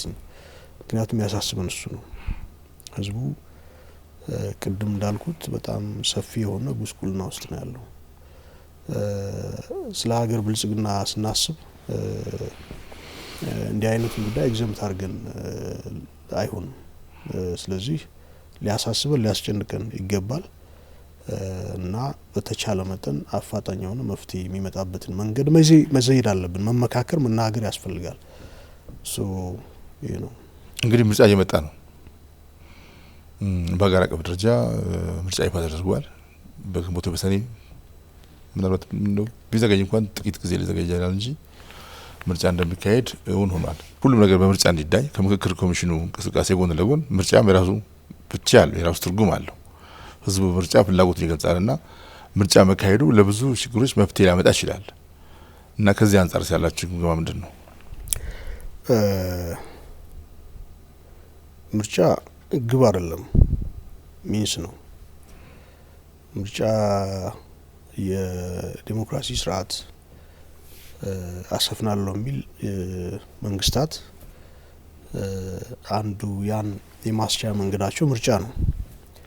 ነጻና ገለልተኛ ምርጫ አድርገው የሚመሰርቱት መንግስት የዲሞክራሲ ስርዓት ሂደታቸውን ያፋጥናል፣ የተሻለ ልማት የተሻለ ብልጽግና እንዲመጣ ያስችላል። ስለዚህ ቱል ነው፣ ኢንስትሩመንት ነው፣ በራሱ ግብ አይደለም። ይህን ካልን በኋላ አማራ ክልል ላይ ያለው ሁኔታ ለምርጫ አስቻይ ነው አይደለም የሚለው ጉዳይ መገምገም አለ። ዝም ብሎ በልክ አይደለም የሚገባበት። በልክ ሳይሆን አስቻይ ሁኔታ አለ የለም። አስቻይ ሁኔታ ካለ ምርጫ መደረግ አለበት። አስቻይ ሁኔታ ከሌለ ምክንያቱም ህዝቡ ኢንድ ነው፣ ሚንስ አይደለም። ህዝቡ ኢንድ ነው። በዛ ደረጃ ነው ትሪት መደረግ መቻል ያለበት። አይ ብለን ደግሞ ሌላው አካባቢ ኮንስቲትዌንሲ መሙላት ካስቻለ የአማራ ክልል ጉዳይ ችግር የለውም ካልን ይሄ ባድ ፌዝ ነው። ባድ ፌዝ ነው። የመደመር መንፈስም ስፒሪቱ ኢንስፓየር የሚያደርገውም አክሽን አይሆንም። ከዛም ጋር ኮንሲስተንት አይሆን በመሰረቱ። ስለዚህ በጥንቃቄ መታየት አለበት ማለት ነው። ምርጫ ፎር ምርጫ ሴክ አይደለም መደረግ ያለበት። ምርጫ ለሚያስችለው የተሻለ በጎ ውጤት ለሀገርም ለህዝብም ካልሆነ በቀር ምርጫ ለምርጫ ሴክ እንዲሁ ለምርጫ ግብር ይውጣ ተብሎ ከተገባ ምርጫ ነው ለማለት ያስቸግራል። አስቻይ ሁኔታ ከሌለ በጥንቃቄ መታየት አለበት። አሁን ለመንግስት ማለት የምፈልገው ይሄን ነው። ህዝቡ ኢንድ ነው፣ ሚንስ አይደለም። ምርጫ ደግሞ ሚንስ ነው፣ ኢንድ አይደለም። ስለዚህ እዚህ ላይ ያሉትን ጉዳዮች በጥንቃቄ የምናደርጋቸው መንግስታዊ አክሽኖች ምርጫ ከመደመር መንፈስና ሀሳቤ ጋር አላይ እንዲሆኑ ፐርፌክትሊ አላይ እንዲሆኑ ብልጽግናን የሚያስችሉ መሆን መቻላቸውን ማረጋገጥ አለብን እንጂ ለኮንስቲትዌንሲ ለማሟያ ብለን ሌላውም የሚያሟላ ከሆነ ያኛውን ዲስሪጋርድ የምናረግ ከሆነ ይሄ ከሀሳቢያችንም ጋር ኮንሲስተንት አይሆንም ማለት ነውና ጥንቃቄ ይፈልጋል። ይህን ካልኩ በኋላ እኛ ውሳኔ አላስቀምጥንም። ምርጫ ቦርድ ባስቀምጣቸው ወደ እናንተ ጉዳይ ይመጣል። ቴዎሬቲካሊ ግን ምርጫ ኢንድ የሚሆንበት ሁኔታም አለ፣ ሚንስ የሚሆንበት ሁኔታም አለ። ኢንድ አይሆንም ምርጫ። እኔም ልናገር ትንሽ የዲሞክራሲ ስርዓት ግንባታ ኢንድለስ ነው፣ መጨረሻ የለውም። እያደገ የሚቀጥል ሂደት ነው። እዚህ ውስጥ የዲሞክራሲ ስርዓት አይነተኛ መገለጫ የህዝብ ድምጽ ወሳኝነት ነው። ብዙ ሂደቶች ወደ ህዝብ ድምጽ ወሳኝነት ያመጡና ምርጫ ይከናወናል። ምርጫ ለብዙ ሂደቶች ውጤት ይሆናል። እዚህ ጊዜ ዲሞክራሲ ስርዓትንም እውን ያደርጋል። ግን ቪዥስ ነው፣ ብቻውን ደግሞ እንዳይሆንም ያ መልሶ ደግሞ ዲሞክራሲ ስርዓትን መውለድ አለበት። ወደ ምርጫ መምጣት ግን ፕሮሰስ ነው። ምርጫ ማከናወን ደግሞ ለሽግግር መሰረታዊ ሂደት ነው። ህዝብ ፍላጎቱን የሚገልጽበት ነው። አሁን ያለው ውጥንቅጥም ሊፈታ ይችላል። ምርጫ ለማካሄድ የሚያስችል ሁኔታዎችን እናመቻች፣ ግልጽ ጥያቄ ነው። ግን ይህን ምርጫ እንደ ስጋት በማድረግ ሳይሆን የምርጫ ወሳኝነት ተረድቶ ምርጫ የሚያስችል ሁኔታ መፍጠር በጋራ ይገባናል የሚለው ደግሞ ተፈጠር ይችላል። ትክክል ነው። ነገር ግን ምርጫ ማከናወን በራሱ የህዝብን ወሳኝነት መግለጽ ነው። ህዝቡ ውሳኔውን የሚያሳልፍበት ነው። ፍላጎቱን የሚገልጽበት ነው፣ መከበርም አለበት። ይሄ በውጤቱ ዲሞክራሲ ስርዓትን ያሰፍናል። በህዝብ የተመረጠ መንግስት ምን ያደርጋል? ለዲሞክራሲ ስርዓት አዲስ ምዕራፍ ይከፍታል። ይሄ ቴዎሬቲካል ባክግራውንድ ነው፣ ብዙ አጨቃጭቀንም። አሁን ሊያነጋግረን የሚችለው ጉዳይ ምርጫ ለማከናወን የሚያስችል ሁኔታ እንዴት እንፍጠር ነው። የሁሉም ወገን ሚና ይመስለኛል። ልክ ነው። የእናንተስ ሚና ምንድነው? የመንግስትስ ሚና ምንድነው የሚለው ላይ መወያየት የምንችል ይመስለኛል። ልክ ነው። ምርጫ ኢንድ ነው አይደለም እንግዲህ አንከራከርም ላይ ኢንድ አይደለም ነው የምለው። ለዛ ለሂደቱ መቋጫ ይሆናል። ግን የዲሞክራሲ ግንባታ ሂደት ኢንድለስ ነው። አት ሳም ፖይንት የሚያቆም አይደለም። ዲሞክራሲን ብጀት ነው በሙሉ አቺቭ ያደረገ ሀገርም ህዝብም የለም ዞሮ። ስለዚህ ያንን የተሻለውን ለማምጣት የተሻለውን የዲሞክራሲ ምዕራፍ ለማምጣት ሁልጊዜም በምርጫ ሂደት ውስጥ ማለፍ መቻል አለብንና ሚንስ ነው። እንደዛ ነው የምለው። ክልሉ ላይ አሁን እንደዛ አልኩ ማለት ሁላችንም ግን ሚና አለብን። አስቻይ ሁኔታ እንዲፈጠር ሚና አለብን። እኛ አሁን ከሚመለከታቸው አካላት ጋር ንግግር ጀምረናል። የኛ የራሳችን ሚና እንወስዳለን። የነበሩን ጥሪዎች የሰላም ሁኔታ ይፈጠር፣ ንግግር ይኖር ስንል ሁሉ ለዛ ኮንትሪቢዩት ያደርጋል እኮ። አስቻይ ሁኔታ መፈጠር አለበት። ምርጫ አስፈላጊ ነገር ነው። የተሻለ የዲሞክራሲ ምህዳር እንዲፈጠር ህዝቡ መብቱን ኤክሰርሳይዝ የሚያደርግበት መድረክ ማግኘት አለበት። ኢሴንሻል ነው በመሰረቱ። ምርጫ ከሌለ የዲሞክራሲ ስርዓት ግንባታ ሊመጣ አይችልም ያለ ምርጫ። ስለዚህ አንዱ የግድና አስፈላጊ የሆነው ሂደት ምርጫ ነው። ግን ምርጫ ስንል አንዳንድ ትሪኪ ነገሮች ስለሚኖሩ ነው። አሁን ባለፈው ምርጫ 6 ወረዳዎች በአማራ ክልል ምርጫ አላረጉም፣ ኢንክሉዲንግ የኔ ኮንስቲትዩንሲ። ድጋሚ ምርጫ ተብሎ ግን አካባቢው ሰላም ስላልሆነ ህዝቡ ድምጽ የለውም በፓርላማ። እንደዛው የተለያዩ ወረዳዎች እንደዛ ተቆርጦ የሚቀር ምናምን ነገር መኖር የለበትም። በመሰረቱ አስቻይ ሁኔታ እንዲፈጠር ርብርብ መደረግ አለበት። ሁላችንም ይሄ ሁኔታ እንዲፈጠር መንግስት ብቻውን ምንም ሊያደርግ አይችልም። ህዝቡ ማገዝ አለበት። ሌላውም ኃይል ሁሉ ሁላችንም ማገዝ መቻል አለብን ይሄ ሁኔታ እንዲፈጠርና የጋራ አሳይመንት ነው ማለት ነው። እኔ ኮስቲም ማድረግ የፈለኩት ይሄ እንዳለ ሆኖ ምርጫ ስንል ግን ዝም ብሎ ነገሮችን አንደርማይን አድርገን አዚፍ ችግር እንደሌለ አማራ ክልል ውስጥ ሰፊ ቀውስ የፈጠረ ችግር እንደሌለ አስበን እንዳንገባ በሚል ነው። ኮንሽስ መሆን አለብን። የተሻሉ ሁኔታዎች እንዲፈጠሩ ማድረግ አለብን። አስቻይ ሁኔታ አንጻራዊ የአስቻይ ሁኔታ መኖር አለበት። ያን አስዩም አድርገን ተዋርድ ዛት መስራት መቻል አለብን እንጂ የራሱ ጉዳይ የምንል ከሆነ አስቸጋሪ ነው። ከሳቢያችንም ጋር የታረቀ አይሆንም ማለት ነው። ባድ ፌዝም ነው ያልኩት ለዛ ነውና እንደዛ እንዳይሆን ጥንቃቄ ማድረግ አለብን የሚለውን መልእክት አሁን በተጀመረው ሁኔታ ሰሞኑን ባየነው ሰላማዊ ድርድር መልኩ ሁሉም አካላት በምርጫ እንዲዳኙ ግፊት ማድረግ፣ ነጻና ፍትሃዊ ምርጫ እንዲካሄድ የሚያስችል ሁኔታ መፍጠር፣ ህዝቡ የሚፈልገውን መምረጥ፣ ብዙ ግጭቶች መልስ የሚሰጥ ይመስለኛል። ይሄ የህዝቡ ጥያቄ ማክበር ማለት ነው። ህዝቡ ይምረጥ። ህዝቡ እንዳይመርጥ ማድረግ መልሶ አግቶ ከምርጫ ውጪ በማይፈልገው ሁኔታ ውስጥ እንዲቆይ ማድረግ ነው። ስለዚህ የተሻለው መፍትሄ ሁላችንም ወደ ጠረጴዛ መጥተን ለዚህ ምርጫ እንቅረብ የሚለው ግፊት ከሁሉም ወገን ጎልቶ መሰማት የለበትም? መሰማት አለበት። አሁን እዚህ ጋር ያለው ሁኔታ መሰለ ሌላውን ተውና ሌላው ፍላጎት እኩይ ፍላጎት ያለው አካል እኩይ ፍላጎት ነው ያለው። ኢትዮጵያ እንዳትረጋጋ ሰላም እንዳትሆን የሚፈልገው አካል ስራው ይሄ ነው፣ ይገባናል፣ አንደርስታንድ እናደርጋለን። መንግስት ደግሞ አጌንዛት ነው መስራት ያለበት፣ ስራዎችን አጠናክሮ መቀጠል ያለበት አስቻይ ሁኔታ ደግሞ እንዲፈጠር። ምክንያቱም ከመንግስትም ጎን ስታስበው አንዳንድ ነገሮቹ ያሳስባሉ እኮ። ምርጫ ደግሞ ካላረገ የሌጂቲሜሲ ጥያቄ ውስጥ ያስገቡታል። ከአሁን በፊት 2012 ላይ ምርጫ ይራዘም ሲባል የነበረውን እንትን ታስታውሳለህ። መስከረም 30 የመንግስት ሌጂቲሜሲው ያልቃል፣ ስለዚህ መንግስት አይኖርም፣ የሽግግር መንግስት የሚባሉ ነገሮች ነበሩ። በዛ ሂደት ውስጥ እኛ የወሰድነው አቋም ነበር። ዞሮ የሽግግር መንግስት ስንል የሚመጡት ኃይሎች እነማን ናቸው? ኢትዮጵያን ለማፍረስ ሲንቀሳቀሱ የነበሩ ኃይሎች በጠረጴዛ ዙሪያ ሊመጡ ነው። ያ መሆን የለበትም። ያን እድል ማግኘትም የለባቸውም በመሰረቱ። አሁንም ቢሆን እንዲህ አይነት ሁኔታ ሴናሪዮ እንዲፈጠር ፍላጎት ያላቸው ኃይሎች አሉ። ምንም ጥያቄ የለም። ድምጻቸውን እንሰማለን። በዚህም በዛም ሀገር ውስጥ ያሉም ውጭ ሀገር ያሉም እነዚሁ የምናውቃቸው ወያኔና በዙሪያ ያሉ ፌዴራሊስት ዋተቨር የሚላቸው ኃይላትም ጭምርና ይሄ እድል እንዳያገኝ መንግስት መስራት አለበት። ይሄ ፍላጎት መድረክ እንዳያገኝ መንግስት መስራት አለበት። ያን የሚያረጋግጠው ደግሞ በተቻለ መጠን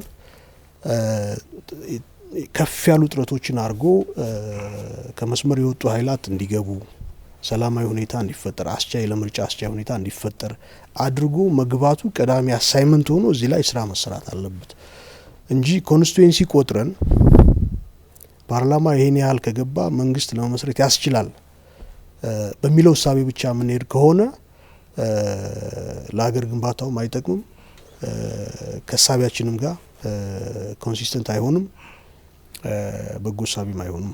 ይሄን ነው እኔ አንደርላይን ለማድረግ የፈለኩት እንጂ ሁላችንም ጊራ አድርገን ስራ ተሰርቶ አንጻራዊ የሆነ ሰላም ተፈጥሮ ህዝቡ ድምጹን የሚሰጥበት መድረክ እውን መሆን አለበት። ግልጽ ነው። እርስዎ ያሉትን ነው ደግሞ መንግስት ሌጂቲሜሲ ለመንሳት ሁከትና ብጥብጥን ለማስፋት ተጨማሪ ፍላጎቶችን እውን አድርጎ ሀገር ለማተራመስ የሚደረግ እንቅስቃሴ ምርጫ እንዳይተገበር ማድረግ አይነተኛ መንገድ ነው። እሱ በስፋት እያየን ነው። አሁን ትግራይ ላይ ያለው ኃይል ባለፈው ጊዜም ከምርጫ ጋር በተያያዘ ነው ብዙ ቀውስ ውስጥ የገባው።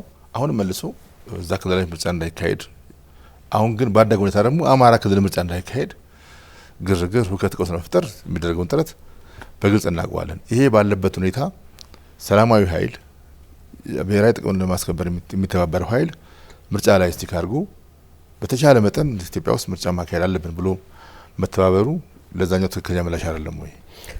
ትክክል እኮ ነው። ምርጫ መድረግ አለበት፣ መተባበር አለብን፣ ያኛውን ኃይል እድል መንሳት አለብን። ትክክል ነው። ግን ምርጫ ማድረጉ ብቻ አይደለም ነው የምልህ። ምናረገው ምርጫ ዘንድሮ ምናረገው ካመናው ካሁን ቀደም ካረግን የተሻለ መሆን አለበት። የተሻለ ካልሆነ ሪግሬስ ያደርግ ነው ማለት ነው። ስለዚህ የተሻለ መሆን አለበትና አሁን ማድረግ አለብን ባይሁክ ኦር ባይክሩክ የሚለው ሳቤ ሳይሆን አስቻይ ሁኔታ መፍጠር አለብን ለምርጫ የሚለው ሳቤ መቅደም አለበትኝ ብዬ ነው እኔ ማምነው። እንደዛ ነው። ቀደም ሲል እኔ በጥያቄ ያነሳ የነበረውን ጉዳይ በእግረ መንገድ አንስተውታል። ስለ ጄኖሳይድ አማራ ህዝብ ላይ የዘር ማጥፋት ወንጀል በህወሓት በቀሰቀሰው ጦርነት ወቅት ተፈጽሟል የሚል አግሪመንት ነበራችሁ ፓርቲያችሁ ቀደም ሲል ነበረው።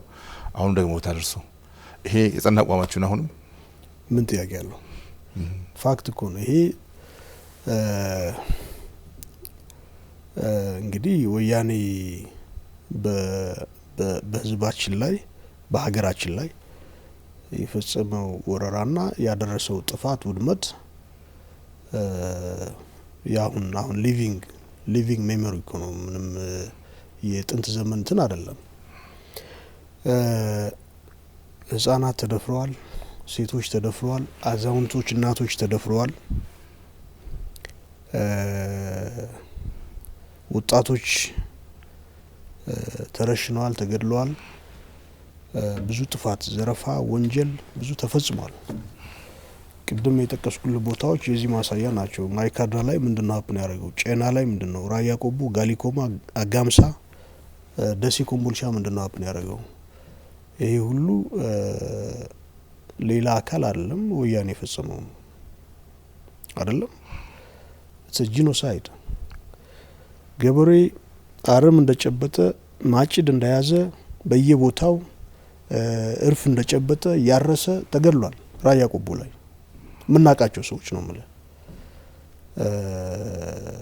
ሌላም አካባቢ ጂኖሳይድ ማለት ይሄ ካልሆነ ምንድነው? አንግቶ የሚታገል ኃይልማ በጦርነት ሂደት ውስጥ በለውጥ ይታገላል፣ ይሞታል። ሊሞት የወጣ ነው፣ ሊገድል ሊሞት የወጣ ነው።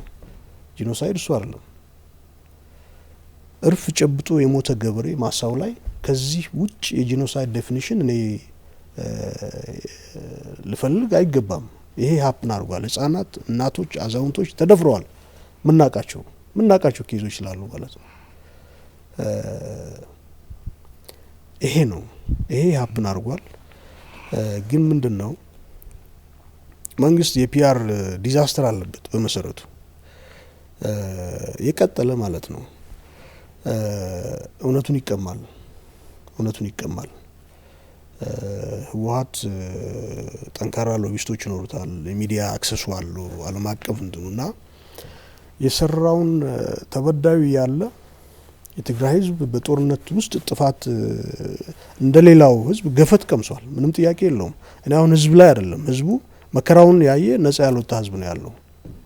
አሁንም ድረስ የቀጠለ ሰቆቃ ውስጥ ያለ ህዝብ ነው፣ ህዝባችን ነው። በመሰረቱ ፖለቲካ ሁኔታ የተበላሸው ነው። እነሱ ኢንስፓየር ያደረጉት በኢትዮጵያ ውስጥ የተከሉት ፖለቲካ ተበላሸ እንጂ የትም ቦታ የሚፈጸም ሀፕን የሚያደርግ በጦርነት ልውውጥ ውስጥ የሚደርስ ጉዳት በማንም የሚደርስ ጉዳት ኢትዮጵያ ውስጥ እስከሆነ ድረስ የሁላችንም ጉዳት ነው። በዛ ልክ ነው መውሰድ የነበረብን።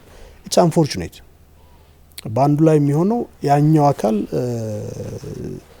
ሲምፓቲ የማያሳይበት እንደዛ አይነት ሁኔታ ወያኔ ኢንስፓየር ያደረገው መንፈስ ሆነና ኢትስ አንፎርቹኔት እንደዛ ነው የሆነው አገሩ።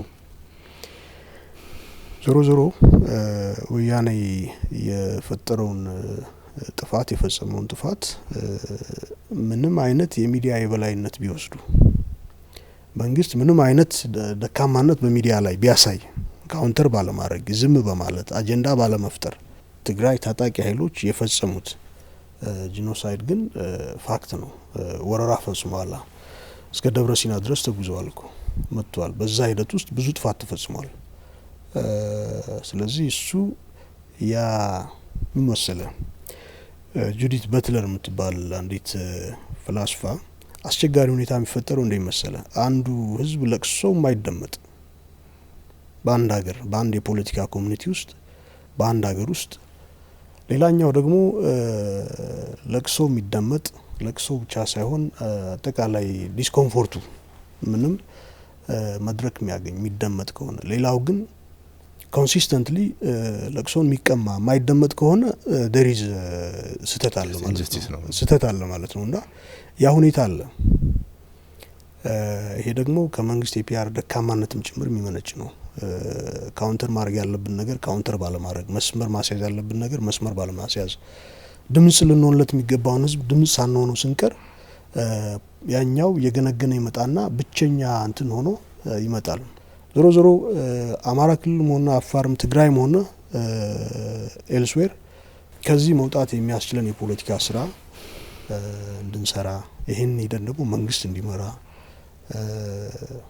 ሁሌም ጥረት የተጠናከረ ጥረት በየጊዜው እየታየ መምጣት መቻል አለበት እንጂ ኢንድለስሊ ፋይት ማድረግ የተሻለ ሀገር እንዲኖረን አያስችልም።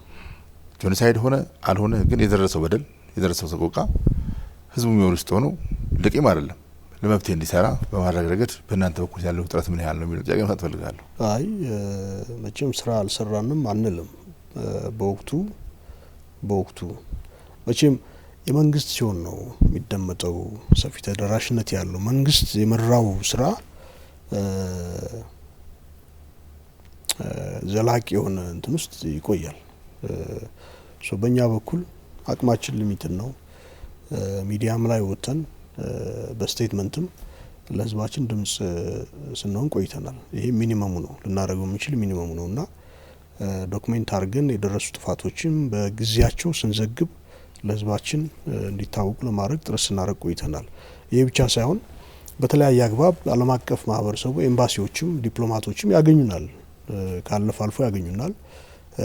አጠቃላይ ባለው ሀገራዊ ቀጠናዊ እንዲሁም ክልላዊ ሁኔታ ላይ ሲያነሱ እነሱ የሳተ ሚዛን አላቸው፣ የሳተ ግምገማ እንትን አላቸው። ይሄ አንድ የሚያረጋቸው ይሄ ነው በመሰረቱ የተሳሳተ ግምገማ አላቸውና የሆነን አካል አያዩትም፣ አያስታውሱትም። ዋቴቨር ዛፕን ያደረገው ወይ ፔይናቸው አይደለም እንትን አይሉትም። ፎከሳቸው አንድ እንትን ላይ ይሆናል። ይሄን ሞግታለን። የትም ሆነ የሁላችንም እንደ ኢትዮጵያኖች የሁላችንም ገበና ነው። ግን ነገሮች ፌርሊ በልካቸው በሚዛናቸው መታየት ያለባቸው መሆኑን እና አማራ ክልል ውስጥ ሀፕን ያደረገውን ነገር እውቅና እንዲያገኝ ጥረት ስናደርግ ቆይተናል። ግን ምንድነው ዞሮ ዞሮ የኛ ጉልበት ሁሉ ተደምሮ የመንግስትን ጉልበት አያክልም። መንግስት መንግስት እና እሱም እንግዲህ የመንግስት አካል ነው። መንግስት አካል ነኝ ምለው ያው ግልጽ ነው ብዬ ነው። ካውንተር መደረግ የነበረባቸው ጉዳዮች አሁን ሌላ አይነት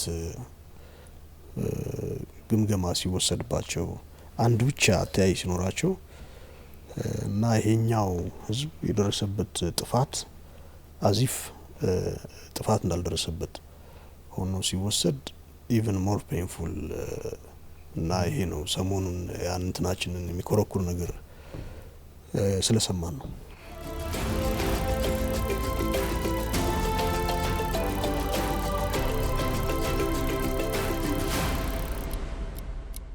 ወደ ኢኖቬሽን ጉዳዮች ወደ ቴክኖሎጂ ጉዳዮች ከማለፋችን በፊት አሁን ይሄን እነርሱ የምናወራበት ወቅት ላይ ሰሞን ላይ ሰፋ ያለ ኃይል ወደ ሰላማዊ አማራጭ በተደራጀ መልኩ እየመጣ ነው። ትልቅ እርምጃ ነው። ተስፋ ሰጪ ነው። ቀጣዩ ምርጫ እያሰብን ሁሉም ወገን ለህዝብ ምርጫ ራሱ ዝግጁ የሚያደርግበትና ወደ ጠረጴዛ መጥቶ ህዝብ ይዳኘን ወደሚል መድረክ እንዲመጣ መልእክት ማሳለፊያ ጊዜ ነው ብዬ አስባለሁ። ይሄ ሰዓት ልክ ነው። ለነገሮች ሁሉ መገምገሚያ መሆን ያለበት ህዝባችን አሁን ያለበት ሁኔታ ነው። የመሰላቸው ትላንት በጎ ኃይል በጎ አሰላለፍ ሀገራዊ መንግስታዊ አሰላለፍ ውስጥ የነበሩ ህዝባዊ አሰላለፍ ውስጥ የነበሩ አሁን ሌላ አሰላለፍ ውስጥ ያሉ ወንድሞቻችን ትላንት ንጽህና የነበራቸው የምናውቃቸው ወንድሞቻችን አሉ።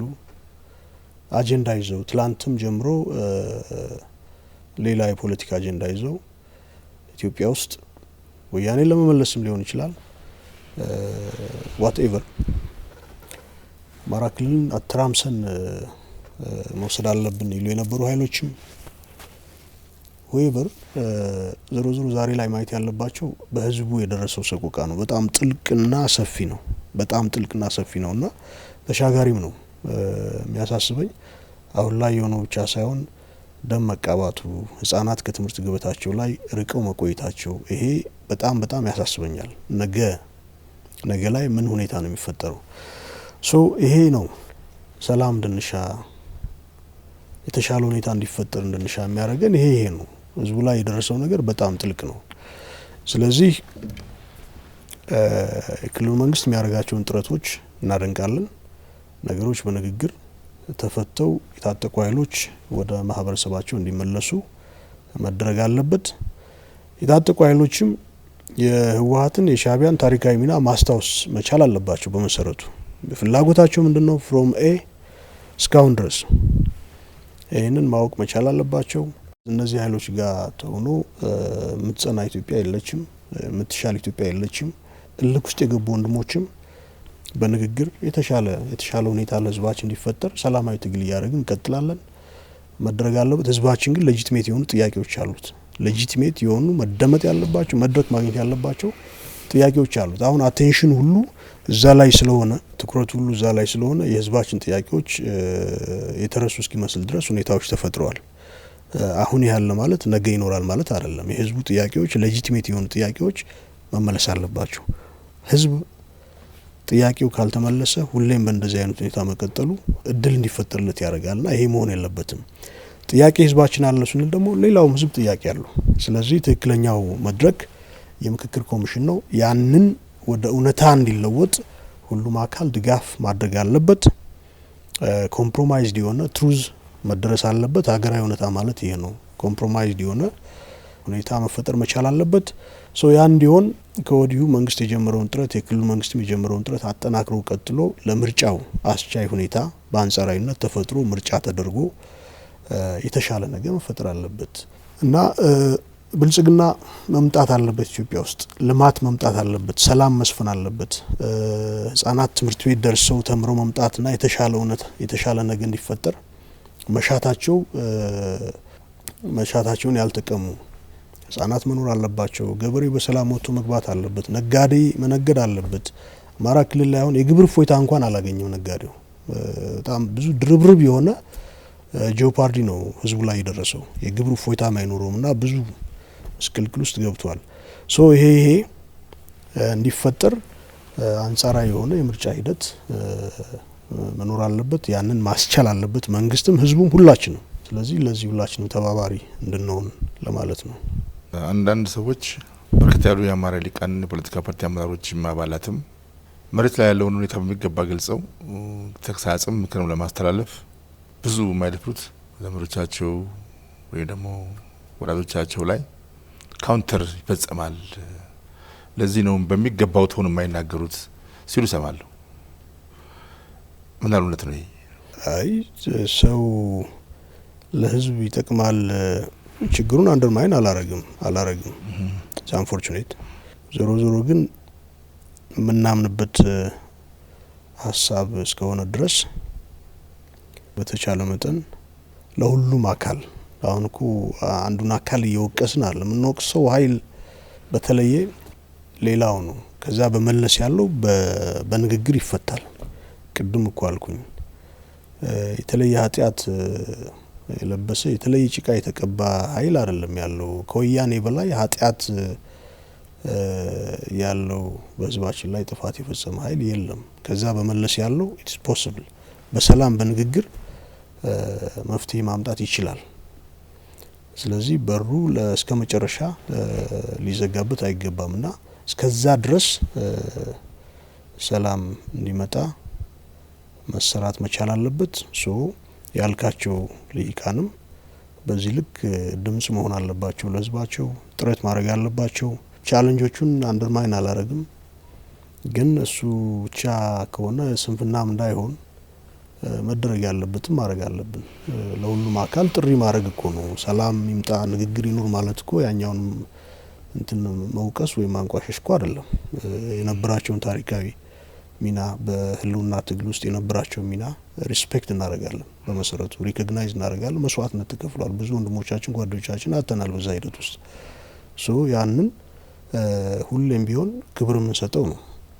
ከዛ በኋላ ደግሞ በተፈጠረ ቀውስ ውስጥ ተጣልፎ ይገባም አለ፣ በልክ ይገባል፣ የህዝባችን ጥያቄ መድረክ አላገኘም ብሎ ይገባል። ይሄንን በማስረዳት ነው የምንሰበስበው። እንደወጣ ህቅር ልንለው አንችልምና የሚፈጸሙ ተግባራት ግን የዓላማ ያለው ትግል ላይ ተሰማራ ኃይል የሚፈጽማቸው የማይመስሉ ነገሮች ብዙ አሉ። የህዝብ መገልገያዎች ማውደም፣ ሲቪሊያንን መጉዳት፣ መምህራን ተማሪዎች ላይ የሚፈጸሙ ተግባራት አሁን ባለው መልኩ ካራክተራይዝ የሚደረጉ አይደሉም። እነኚህ ምርር አድርጎ የህዝብ ድምጽ ሆኖ መናገር አይገባም ወይ? ህዝቡ ይህን ያልሰው ቃል ከፍል ይገባል ወይ? እየደረሰ ያለ ጉዳት ከምን ገልጸው በላይ ነው። ይረዱታል ያስባሉ እርሱ። ይሄ እየደረሰ ያለ ይሄ እንዳይደርስ ማድረግ የህልውና ጉዳይ ነው። ህዝባችን ህልውናውን እያሳጣን የሚፈጸም ትግል የለምና ወደ ሰላም እንምጣ ብሎ ጮክ ብሎ መናገር ላይ ችግሩን ይመጥን ድምጸት እንሰማለን ነው ማለት ነው። መኖር አለበት የሁላችንም ኃላፊነት ሊሆን ይገባል። ይሄ እንዲሆን መድረኮች እንዲፈጠሩ ጥረት እናደርጋለን። የጀመርናቸው ጥረቶች አሉ። ይሄን እናደርጋለን። ሌላው የገለጽከው እንግዲህ ብሩኬ ስርዓት ሲፈርስ የሰው ልጅ ባህሪው ቶማስ ሆብስ የሚባል እንግሊዛዊ ፈላስፋ ስቴት ኦፍ ኔቸር የሚለው ቶት ኤክስፐሪመንት አለ። መንግስት ባይኖር፣ ህግ ቢፈርስ፣ ስርዓት ቢፈርስ የሰው ልጅ ህይወቱ ምን ይመስላል፣ ኔክስት ዴይ ላይ ምን አይነት ህይወት ነው የሚኖረው የሚለውን ምን ሊሆን ይችላል ብሎ አንድ ቶት ኤክስፐሪመንት አካሂዷልና የሰውን ልጅ አሁን ያለውን መልክ እንዲላበስ ስርዓት ውስጥ የገባ ፍጡር እንዲሆን ያደረገው ከዴሊበሬሽን በኋላ የመጣ መንግስት ህግ የሚባል ነገር ከተቋቋመ በኋላ የመጣ ባህሪው ነው። ከመንግስት ከስርዓት ውጭ ካረግነው ሌላ ባህሪ ነው ኢመርጅ የሚያደርገው። ስለዚህ በአማራ ክልልም ከአማራ ክልል ውጭ ኦሮሚያም ውስጥ ስርዓት ወይ በሌለበት ወይ ደግሞ በሳሳበት አካባቢ ላይ የሚሆኑ ነገሮች ኤቭሪዌር እንደዛ ነው የሚሆነው። ስለዚህ ከዚህ አንፃር እንዳለ ለዛም ነው አስቻይ ሁኔታ ቶሎ ይፈጠር ምናምን ነው። ይሄም ሁኔታ እንዳይቀጥል ከመፈለግም ሁኔታ ነው። ኢትስ አንፎርቹኔት ያሳዝናል። ዞሮ ዞሮ ይህም ቢሆን ለህዝባችን ድምጽ መሆን ሰላም እንዲፈጠር ደግሞ መንግስትን አጂቴት ማድረግ መግፋት መወትወት የመንግስትም ጥረት አካል ሆነን ያን ደግፈን መሳተፍ ይጠበቅብናል። ዞሮ ዞሮ ህዝቡ በዚህ ሊዘልቅ ስለማይችል ሰላም መስፈን አለበት። ሰላም እንዲሰፍን ደግሞ ማናቸውም በሮች መከፈት አለባቸው። መንግስት ይህን ማረጋገጥ አለበት። ህዝቡ ይህን ማገዝ መደገፍ አለበት። ይሄ እንዲሆን ጥሪ ማድረግ አለበት እንጂ ዝም ብሎ የሚዘልቅ መቋጫ የሌለው የሚመስል የእርስ በርስ ግጭት ውስጥ መዝለቅ የለብን ነው። እንግዲህ ያለፈው 2 ዓመት ብቻ አይደለም፣ ከህወሓት ጦርነት ጀምሮ ትምህርት ያልተከናወነባቸው ቦታዎች አሉ። ወደ 5 ዓመት ትምህርት ያልተማሩ ልጆች አሉ። ባለፈው 2 ዓመት ደግሞ በጣም ሰፍተዋል፣ ዘንድሮን ጨምሮ ማለት 3ኛ ዓመት። ይሄ በጣም ከባድ የችግር ባክሎግ ነው። በቀላሉ የማይቀረብ ተከታይ ጉዳት የሚያደርስ ነው። በየትኛውም መስፈርት ልጆች ማደግ አለባቸው፣ ሲያርጉ ደግሞ ተምረው ማደግ አለባቸው እና እዚህ ጋር ያለባችሁን ገማ ከኔ የተሻለ ብዬ አስባለሁ። ምን መደረግ አለበት ይላሉ? ስለ አቋርጦት ነው ቀደም ስለ ትምህርት ጀምረው ትምህርት ትላንት አንዳንድ መረጃዎችን ለመውሰድ ጥረት አድርጌ ነበር። ክልሉ ያስጠናው ጥናት አለ። አሁን ያለው ሁኔታ አጠቃላይ ሁለተኛ ደረጃ ላይ ሊኖር ከሚገባው 56% ብቻ ነው አክቲቭ ሆኖ እየተማረ ያለው ሁለተኛ ደረጃ። ሃይ ስኩል ላይ ከመጣን 48% ነው እና ህጻናት ወደ 5 ሚሊዮን ህጻናት ከትምህርት ገበታቸው ውጭ ናቸው። ይሄ የነገ ዜጋ ነው፣ ሁሉንም ሊያሳስብ ይገባል። ሌላ የጠቀስከው ኢቭን ሞር የሚያሳስበው አሁን አለማጣ፣ ኮረም፣ ባላ፣ ዋጃ አካባቢዎች ከወሰድክ ህዝቡ ማንነቴ ይታወቅ ብሎ በየቀኑ ሰልፍ ይወጣ ነበር። ዛሬም ድረስ ያልተቋረጠ ዋጋ እየከፈለ ያለ ህዝብ ነው። ላለፉት 5 ዓመት ትምህርት የለም፣ ከትምህርት ገበታ ውጭ ሆኖ ነው ያለው እና ራያ አካባቢ ቀደም ባሉት ጊዜ ትምህርትን የግብ የተሻለ ግብ ማሳኪያ አድርጎ ማህበረሰቡ ስለወሰደ የተሻለ ልሂቅ የተፈጠረበት አካባቢ ነው ብንል ማጋነን አይደለም። ብዙ የተማሩ ልጆች ወጥተውበታል። በተለያየ ዓለም ከፍ ያለ ኃላፊነት አሱ የሚያደርጉ በሀገራቸውም በእኛም በሀገራችን ፖለቲካ የተሻለ የፖለቲካ ተሳትፎ የሚያደርጉ የተሻለ ሲቪል ሰርቪስ ውስጥ አስተዋጽኦ የሚያደርግ ልሂቅ የተፈጠረበት አካባቢ ነበር። አሁን ላይ ደግሞ ያንን የሚያጣፋ ነገ ላይ በጣም አሳሳቢ ሁኔታ የሚፈጥር ላለፉት 5 ዓመት ህጻናት የማይማሩበት እረፍት የለሽ የሆነ ሁኔታ ነው የተፈጠረው። አልተደመጠም፣ አይደመጥም። ህዝብ ነው፣ አፍተር ኦል በቃ ህዝብ ነው፣ ኢንድ ነው። መፈክር ይዞ አደባባይ ወጥቶ ደረቱን ለጥይት ሰጥቶ ማንነቴ ይከበር ብሎ ሰልፍ ይወጣል። ያንን አዳምጦ የፖለቲካ ምላሽ እንዲያገኝ ስራ መሰራት አለበት። ምልክቶች መኖር አለባቸው። በአንዴ መፍትሄ አይመጣም፣ ሂደት ይጠይቃል። አንዳንዱ የፖለቲካ ውሳኔ ነው የሚሆነው፣ አንዳንዱ አድሚኒስትሬቲቭሊ የሚፈታ ጉዳይ ይኖራል። ያን እንኳ በቂ ምልክት የማይሰጡ ሁኔታዎች ናቸው ያሉትና ጨርሶ የተረሳ ማህበረሰብ ይመስላል። በጣም ያሳስባል። ለኛ ደግሞ በጣም ያሳስበናል። ይሄ እና ያልከው ፔን በጣም ጥልቅ ነው። ጄኔሬሽን ነው እየመከነ ያለውና ወጣቱ ወደ አረብ ሀገር በባህር ይሄዳል። ባህር ውስጥ የሚሞተው በጣም ብዙ ነው። አረብ ሀገር የሚንገላታው በጣም ብዙ ነውና አንድ ማህበረሰብ እንደ ማህበረሰብ በዚህ ደረጃ ዋጋ ሲከፍል የመጨረሻውን ግፍት እየቀመሰ ያለውም የአካባቢ ማህበረሰብ ነው ብዬ ይሰማኛል። ለዛና ኢትስ አንፎርቹኔት በደንብ የታወቀም የተደመጠም ስለማይመስለኝ ያ ሁሉ ጥሩ ስሜት አይፈጥርም እውነት ለመናገር እና ይሄ ነው ትውልድን ከትምህርት መክታት ኢሚዲየትም ወዳዊም የሆነ ዘላቂም የሆነ ራሽናል ሊሰጠው የማይችል አስቸጋሪ ጉዳይ ይመስለኛል። የሰለጠነ ማህበረሰብ በመረጃ የሚወስን ዲሞክራሲ ስርዓት ግብዓት የሚሆን ህብረተሰብ ለመፍጠር ትምህርት ወሳኝ ነው። ትምህርት ማስፋት የስርዓት ግንባታ አካል ነው። ዜጎችን ኮትኩቶ ማሳደግ የስርዓት ግንባታ አካል ነው። ዘመናዊ ህብረተሰብ መፍጠር የስርዓት ግንባታ አካል ነው። በየትኛውም ሁኔታ ውስጥ ሰው ሆኖ መማር አለበት እና በዚህ ደረጃ መልእክት መስተላለፍ ያለበት ይመስለኛል። ይህን ካልን ወደ ተቋማዊ ጉዳይ እናብራ። ጥሩ እንግዲህ ዶክተር ኢኖቬሽንና ቴክኖሎጂ ሚኒስትር መስሪያ ቤት እየመሩ ነው ያሉት። ዘመናችን የቴክኖሎጂ ነው። የቴክኖሎጂ ግስጋሴ ነገን መተንበይ በሚያስችል ደረጃ ፖለቲካንም ኢኮኖሚንም ይወስናል። ወደፊት የህብረተሰብ ቅርጽን ይወስናል፣ እስከ ሞት ይደርሳል ተብሎ የሚታሰብበት ጊዜ ነው። ሀገራት የትኛውንም ዝግጅት እና ሽቅድድም ማድረግ ካለብን ከቴክኖሎጂ አንጻር ነው ብለው የገቡበት ሂደት ውስጥ ነው የምናየው። የተለጠሩት ሀገራችን ምን ላይ ነች? ይህን የማይተነበይና ሰፊ ዝግጅት የሚጠይቅን የቴክኖሎጂ ዘመን አብሮ ለመቀላቀልና አብሮ ለመጓዝ ከምንሰማቸው ጥረቶች ባሻገር ምን እየተፈጸሙ ነው? አሁን ላይ በርካታ ውጥኖች አሉ። ሀገራዊ ውጥኖች የተገኙ ውጤቶችም ሰፊ ናቸው። በቴክኖሎጂ ወደፊት የተራመደ ሀገርና ማህበረሰብ ኢኮኖሚ አጠቃላይ ለመፍጠር መሰራት ያለባቸው ስራዎች ወይ መሰረታቸው እየተጣለ ነው ወይ ተጥሏል ወይም ደግሞ እየተሰሩ ነው። ይህንን ማለት እችላለሁ። ላለፉት 5 አመታት የተተገበረ የዲጂታል ኢትዮጵያ 2025 ስትራቴጂ ሲፈጸም ቆይቶ ብዙ ውጤቶች አምጥቶ አሁን ላይ ክሎዥር ላይ ነው ያለው። በካቢኔ ያጸደቅ ነው ኢንዶርስ ያደረግ ነው የ2030 ስትራቴጂ አለ፣ የዲጂታል ትራንስፎርሜሽን ስትራቴጂ። ይህን ስንተገብር ደግሞ በቀጣይ 5 አመታት አሁን ካለንበት አጠቃላይ የቴክኖሎጂ እና የዲጂታላይዜሽን ቁመና በእጅጉ የተሻለ ወደፊት የተራመደ ሁኔታ መፍጠር የሚያስችል ስትራቴጂ ነው እና የዲጂታል ኢኮኖሚ ለመፍጠር የዲጂታል ሽግግርም ለመፍጠር ዲጂታል ትራንስፎርሜሽን ሀብ እንዲያደርግ የሚያስችሉ ስራዎች ይሰሩ ቆይተዋል። ይህን የምንለካው እንግዲህ በተገነባ ኢንፍራስትራክቸር ነው። ሰፋፊ ኢንፍራስትራክቸሮች፣ መሰረተ ልማቶች ተገንብተዋል። በተለይ ደግሞ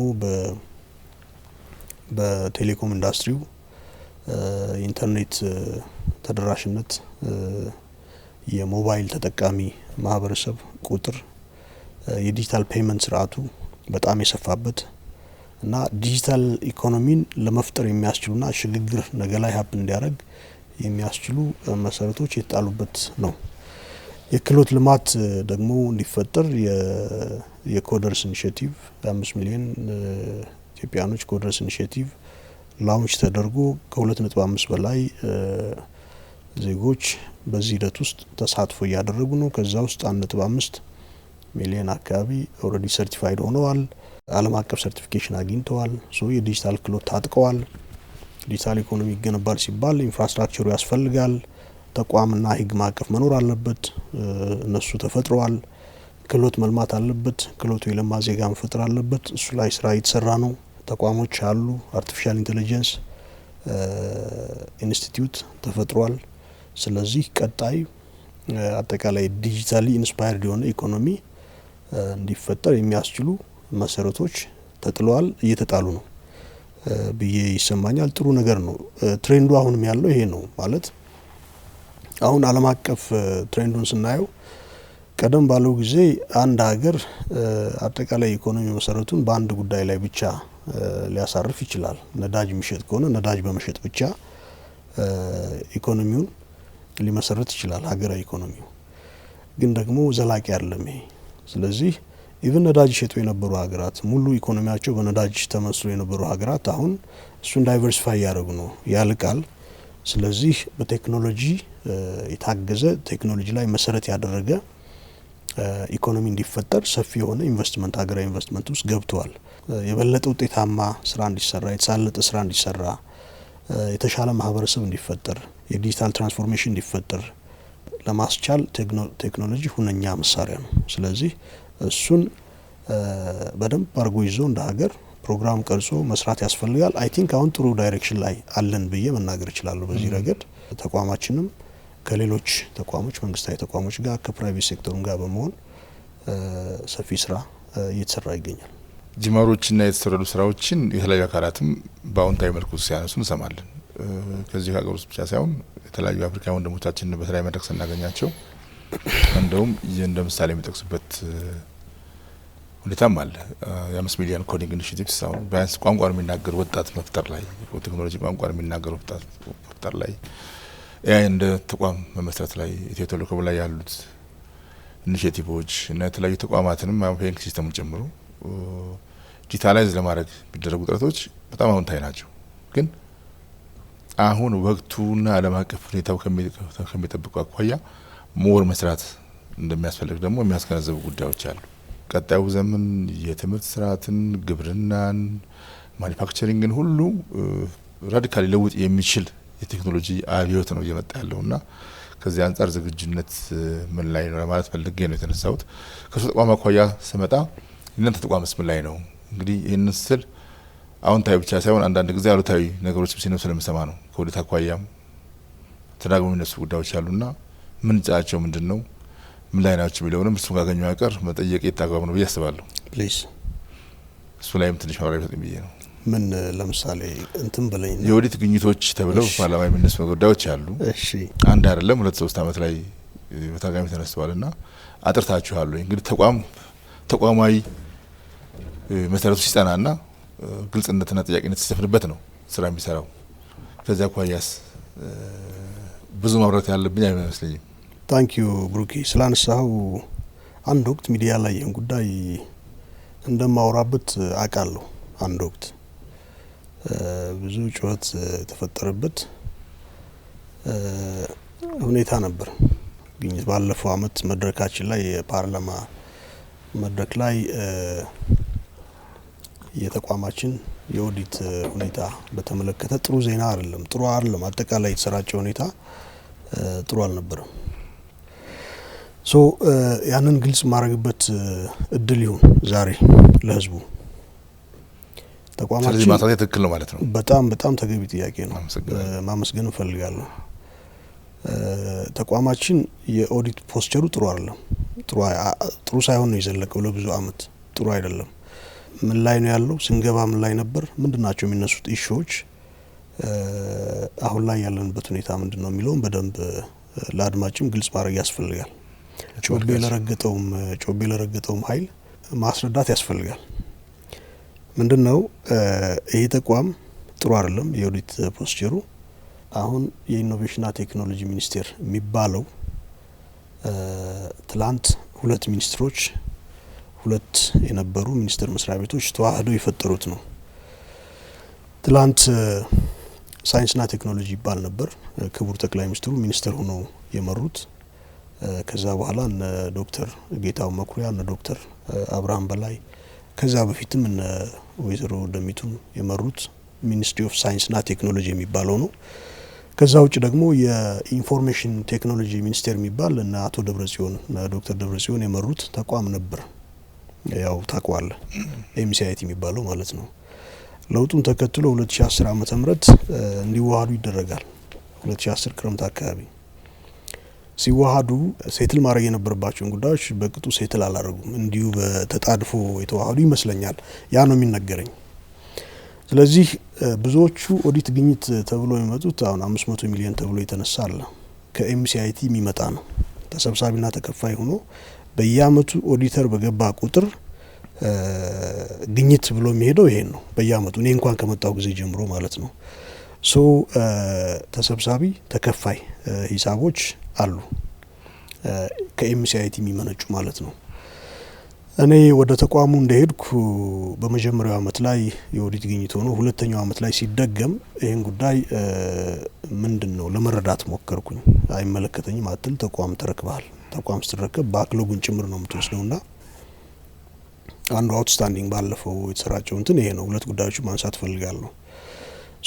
ኮሚቴ አቋቁመን ዴድላይን እናስቀምጠን ጉዳዮቹን በደንብ ካፕቸር አድርጎ እንዲያስረዳኝ መፍትሄም ሊመጣላቸው የሚችል ከመፍትሄዎቹ ጋር ይዞ እንዲመጣ ለማድረግ ዴድላይን አስቀምጬ ኮሚቴ አቋቁሜ ስምሪት ሰጠሁ። ስለዚህ ያ ኮሚቴ ሰነድ ከግለሰብ ጭምር ሰነድ ተፈላልጎ ትንሽ መመሪያ ያላቸው ሰዎች ስለነበሩ እዛ ውስጥ ተሰብሳቢ ተከፋይም ባለው ጉዳይ ሰነድ አልባ የሆኑ በርካታ ነገሮች ነበሩ።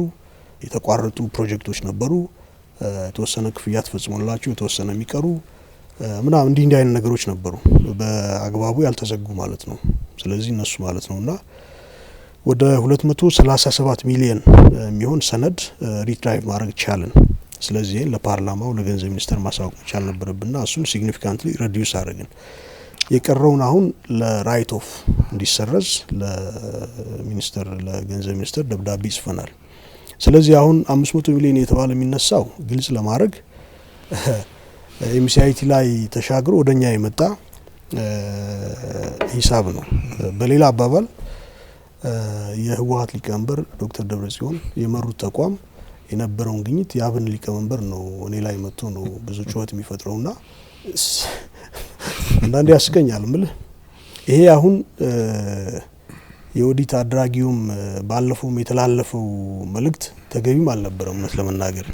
ሌላ ጉዳይ ባለፈው በጣም አውትስታንዲንግ ሆኖ ከተነሳው ውስጥ ሚኒስተር መስሪያ ቤቱ 2-3 ሰራተኞችን ቀጥሮ ቅጥር ተቀጣሪ ያልሆኑ የማይታወቁ ከሚኒስተር መስሪያ ቤቱ ውስጥ የሌሉ ሰራተኞችን ይሄን ያህል 100,000 በወር ደሞዝ ይከፍላል የሚል በጣም የጮኸ ጉዳይ ነበር። የናኘው መልእክት እኔ የሆኑ ሰዎችን የተቋም ሰዎች ያልሆኑ ግን በወር ምናምን 100,000 ደሞዝ ይከፍላቸዋል እንደማለት ነው። ይሄ ጉዳይ ከዛ በኋላ ነው እኔ ጉዳዩን ለመረዳት የሞከርኩት። ምንድነው ስንል የዲጂታል ትራንስፎርሜሽን ፕሮጀክት የሚባል ነበር እኔ ከመግባቴ በፊት ተቋቁሞ የነበረ እኔ ከገባው በኋላ ብዙ ያልቆየ ጉዳዩን ጨርሶ የተበተነ ማለት ነውና በዛ ደሞዝ የሚከፈላቸው ግን ሌላ ተቋም አማካሪ ሆነው የሚሰሩ ሰዎች ነበሩ። አማካሪ ሆነው የሚሰሩ የዲጂታል ኢኮኖሚ ግን በእኛ ፕሮጀክት ደሞዝ የሚከፈላቸው ስለዚህ ለሀገራቸው አገልግሎት የሚሰጡ ሰዎች ደሞዛቸው እኛ ጋር ቢሆንም ለሆነ ኦፊስ ግን የምክር አገልግሎት የሚሰሩ ሰራተኞች ይሄ ችግር የለበትም በመሰረቱ። ከዛም ውጭ ድሮ ስቲክ የሚባል ተቋም ነበር የኢንፎርሜሽን የሳይንስና ቴክኖሎጂ ኢንፎርሜሽን ሴንተር የሚባል እዛ ላይ አማካሪ የነበሩ ሰዎች ደሞዝ ይከፈላቸው ነበር ከኛ ከፕሮጀክቱ ማለት ነው በእኛ ተቋም ይተዳደር ከነበረው። ይሄ ነው ዲስከቨር ማድረግ የቻልኩትና የኦዲት ግኝት አይደለም በመሰረቱ መሆን አልነበረበትም የመረጃ እጥረት ነው። ስለዚህ ይሄን ክሊር አድርገን ለማሳወቅ ሞክረናል። ግን ያዘንኩት መሰለ ይሄ ጉዳይ የበለጠ ጉዳይ ሆነ መጨረሻ ላይ የበለጠ ጉዳይ ሆነ። ይሄ ያልኩህ 500 ሚሊዮን የኤምሲአይቲ ጉዳይም የኛ ተቋም ጉዳይ በእኔ አመራር ስር በእኔ አመራር ዘመን ሀፕን ያደረገ የኛ ጉዳይ ሆነ። ይሄ የተለያዩ አካላት አቻ ቆሞ አስተጋቡት። ጽንፈኛ ሚዲያዎች አሉ፣ የወያኔ ሚዲያ አፈልቀላጤዎች አሉ፣ አቻ ሆነው ይሄንን በከፍተኛ ሁኔታ አራገቡት። በዚህ ሂደት ውስጥ የሚከፈል ዋጋ አለ እውነት ለመናገር። ከዛ ውጭ ግን ዞሮ የኦዲት ግኝት ይኖራል በስራ ሂደት ውስጥ የሚመጣ በኋላ የተማርናቸው የመጡ አሁን አንዳንዶቹ የወሰድናቸው ናቸው። ምንድነው ቀደም ብሎ ከ2009 ዓመተ ምህረት ጀምሮ በጀት እየተከለላቸው የመጡ የፕሮጀክት ስራዎች አሉ። አዲስ አበባ ላይ ተጀምሮ ከሆነ ወደ ክልል ሲወጡ በጀት ለሰጠው አካል ማሳወቅ አለበት የፕሮጀክቱ ፕሮፋይል የሰፋ መሆኑ ስኮፑ የሰፋ መሆኑ። ስለዚህ ሰነድ ያዘጋጀ ለፕላንና ልማት ሚኒስተርም ለገንዘብ ሚኒስተርም ለፓርላማ ያሳውቅ መምጣት ነበረበት። ያ ሳይሆን መጥቷል። እኛ ማስቀጥለ ነው ነበርና ይሄ የተማርንበት ነው። ሰነድ ያዘጋጀን ዶክመንት ያዘጋጀን ለሚመለከተው አካል እየሰጠን ሄደናል። ከዛ መለስ ያለው በጣም ጥሩ የሚባል ስራ ነው። ቱ ቢ ኦነስት ዲቴል መረጃ የለኝም ይሄን መሞግትበት ያሉትን ነው የምሰማው። ምክንያቱም ያነሳሁት ሚዲያ ላይ ስለወጣ ነው ያነሳሁት እንጂ ፈርዘር ኢንቨስቲጌት ለማድረግ አይደለም ያነሳሁት። ተቋማዊ ጉዳዩን ስለሆነ ያነሳሁት። ወደ ሌላ ጉዳይ ለፍና እንግዲህ ዶክተር በለጠ የአብን ሊቀመንበር ኖት፣ የኢኖቬሽንና ቴክኖሎጂ ሚኒስትር ኖት። መንግስት ኃላፊነት ወስደው እየሰሩ ነው። ከእርሱ ውጭ ሌሎችም እንደዚሁ ከብልጽግና ፓርቲ ውጭ የሆኑ ተፎካካሪ ፓርቲዎች አመራሮች የካቢኔ አባል ሆነው እያገለገሉ ያሉበት ሂደትን እያየን ነው። ይህን ሂደት አንዳንድ ወገኖች የስሙላ አድርገው ሊገልጹ ይታያል። በሌላ በኩል ደግሞ ኢፌክቲቭ የሆነ የመንግስት አመራርን እየፈጠረ ሀሳቦችና ኮሚኒቲ እያደረገ የሚሰራ ሲስተም ነው ተብሎ ሊገለጽ ይችላል። አሁን የምንነግሩ እናንተ ናችሁ፣ ውስጥ ያላችሁ ሰዎች እንዴት ነው የምትንቀሳቀሱት? ምን ውጤታማ ናችሁ የሚለው ነገር ቢያብራሩ ደስ ይለኛል። ጥሩ ነው። እኔ በመሰረቱ የመንግስትን እርምጃ ሪኮግናይዝ አደርጋለሁ፣ ዋጋም ሰጠዋለሁ። ቱ ቢ ኦነስት አገሩ የጋራ ነው። የጋራ ስለሆነ በጋራ እድል ወስደን ሚና ብንጫወት የሚለው በጎ ሀሳቤ ነው፣ መቀጠልም አለበት። ዛሬ ላይ በመጣንበት ሂደት ውስጥ ቻሌንጆች አሉ፣ ይኖራሉ። ውጤት አላመጣንም አልልም። በደንብ ስራ ተሰጥቶን ስራ ታምነን ስራ እንድንሰራ ኃላፊነት ተሰጥቶናል። ስራ ስንመራ ቆይተናል። ውጤታማንን አይደለንም ሌላው አካል ቢገመግምና ቢናገር ነው የሚሻለው። እንደዛ ይሻላል ይመስለኛል። ከዛ ውጭ ግን ይስሙላ የተባለው ከምን አንጻር እንደሆነ ስለማይገባኝ እሱ ላይ ብዙ ማለት አልችልም። ግን መንግስት የወሰደውን እርምጃ አደንቃለሁ። የጋራ ሀገር ስለሆነ እድል ሁሉም ይውሰድ። እኛ እንደ መንግስት ብዙ ወንበር አላገኘንም ማለት ድምጽ የሰጠን ህዝብ የለም ማለት አይደለም። ድምጽ የሰጠን አለ። ፕላስ ደግሞ የተሻለ የዲሞክራሲ ስነ ምህዳር እንዲፈጠር ለወደፊት የመድብለ ፓርቲ ስርዓት እንዲፈጠር ከወዲሁ ኤክስፐሪመንቱ መጀመር አለበት፣ ኤክሰርሳይሱ መጀመር አለበት ብዬ አምናለሁ። ስለዚህ ቀድሞ ቢሆን እኮ ተፎካካሪ ፓርቲ ከምርጫ ማግስት ወይ እስር ቤት ነው ወይ ሀገር ለቆ ሄዷል። ለይስሙላ የሚለው ነገርም የሚመጣው ለዚህ ነው። እኛ በማንኛውም ኢሹ ያው ካቢኔ ላይ እንግዲህ የሚቀርበው የህግ ማዕቀፍ ፖሊሲ፣ ደንብና አዋጅ ነው። ጥያቄ ካለ ጠይቃለህ፣ አትጠይቅ የሚል አካል የለም። ጥያቄ ካለ ጠይቃለህ። ካልጠየቅን አትጠይቁ ተብለን አይደለም። ወይ የቀረበው ኢሹ ያስማማናል ማለት ነው፣ ወይ ጥያቄ የለኝም ማለት ነው። ከዛ ውጭ በነጻነት ስራችን ሰርተናል። እዚህ ላይ ምንም እንዲህ ነው የምለው ነገር የለም። ስራችን በነጻነት ሰርተናል። ጣልቃ ገብነት የለም። ይህንም በደንብ ያለ ይሉኝታ መናገር ፈልጋለሁ። ጥረቱን ደግሞ አፕሪሼት አደርጋለሁ። የተሻለ አልተመቸንም ብለን ነገ ይሄ እንዳይቀጥል ማድረግ የለብንም። ቱ ቢ ኦነስት ቻሌንጅም ካለ ቻሌንጅ ይኖራል፣ ብዙ ቻሌንጆች ይኖራሉ። ያ ቻሌንጅ ግን እንዳንሳተፍ በማድረግ ሂደት ውስጥ ሳይሆን ስራ ሂደት ውስጥ ከተለያዩ አካላት ጋር የተለያየ ፍላጎት ያላቸው በየተቋም ይኖራሉ እኮ እዛ ጋር ቻሌንጆች ይኖራሉ። እኛም እንዳለብን የገዢው ፓርቲ እንትን ቻሌንጆች አሉባቸው ኤቭሪዌር እሱ ይኖራል። ስለዚህ ያንን ፋይት እያደረግ ናቪጌት እያደረግ የተሻለ ሁኔታ እንዲፈጠር እያደረግ እየወሰንክ መሄድ ነው። ቻሌንጅ የሌለበት ኃላፊነት የለም ዞሮ ዞሮ። ከዛ ውጭ ግን ስራችንን በነጻነት ሰርተናል። ጥረቱንም አፕሪሼት አደርጋለሁ። የጋራ ሀገር ነው ያለን። ትክክለኛው ሀሳብ ይሄ ነው። አይ አሸንፍ ያለውና ብሎ ሁሉንም ጠቅልሎ መውሰድ ይቻል ነበር። ለኛ እድል አለመስጠት ይቻል ነበር። እድል መስጠታቸው የሚያስመሰግን ነው፣ የሚደነቅ ነው። ይሄ መቀጠል መቻል አለበትኝ። በእኛ ብቻ እንቆም ሳይሆን ነገ ደግሞ ሌሎችም እንደዚሁ እድል እየወሰዱ መቀጠል መቻል አለባቸው። የጋራ ሊደርሺፕ ኤክሰርሳይዝ መደረግ መቻል አለበት። አይ ቲንክ ጥሩ ነገር ነው። ይሄ እንግዲህ አብን የተመሰረተው ሰኔ 2010 ነው እውን የሆነው። ግን ከዛ በፊት ጥረት እንዳለ መገመት ይቻላል። እንዴት ነበር ሂደቱ? እንግዲህ ለውጥ የተረገዘበት የለውጥ ፍላጎት የተረገዘበት ጊዜ ነበር። የህዝብ ትግል በዚህም በዛም የተቀጣጠለበት ነበር። ህዝብ ለውጥ ይፈልግ ነበር በሰዓቱ። ያን ለውጥ ማቆም አይቻልም ነበር። አንዴ ጉልበቱ የመጣ ነገር ልታቆመው አትችልምና በዛ ሁኔታ የሚገለጽ ነው። ለውጥ መምጣት ነበረበት፣ መምጣት አለበት ብለን ምናምን ሰዎች የተለያየ ሚና አንደርግራውንድ እንንቀሳቀስ ነበር። የተለያየ ስራ ሰርተናል ቱ ቢ ኦነስት። በዚህ ሂደት ህዝቡ ድምጽ የሚሆነው የፖለቲካ ፓርቲ መመስረት አለብን፣ የአማራ ፓርቲ አልነበረም በሰዓቱ ብለን ያመን የወቅቱ ወጣቶች አሁን እንኳን ሸምግለናል። ተፈላልገን ተገናኝተን ሀሳብ ኮንሶሊዴት ማድረግ መቻል ነበረብን። ገና ከለውጡ ቀደም ብሎ 8 ወር 9 ወር ከዛ በፊት እንቅስቃሴዎች ነበሩ። ስለዚህ 5ም 6ም እየሆን አስቸኳይ ጊዜ አዋጅ ነው፣ በመድረክ መገናኘት አንችልም ወይ እኔ ቤት እንገናኛለን። እኔ ቤት በርካታ መድረኮች አድርገናል። ወይ አንዷ ካፌ ጋር ሻይ ቡና እያልን ግን ሀሳብ ቀስ ብለን በሎሳስ እንለዋወጣለን። በስጋት ውስጥ ነው የነበርነው። መጨረሻ ላይ ይሄ ከ8 ከ9 ወር በኋላ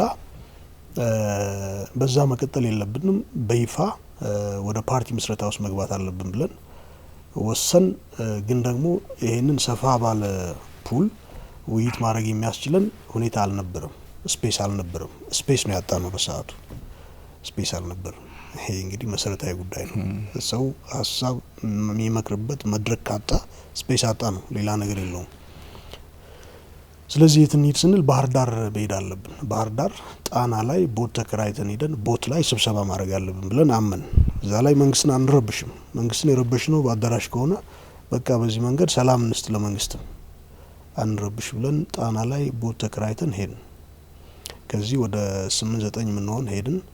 ከደሴ 1-4 ልጆች መጡ እነ የሱፍ ከደብረ ታቦር ከእንጅባራ ከባህር ዳር ልጆች ጆይን አረጉን። 18 ሆነን ቦት ላይ ወጥተን በጣም ጥልቅ የሆነ ውይይት አካሄድን።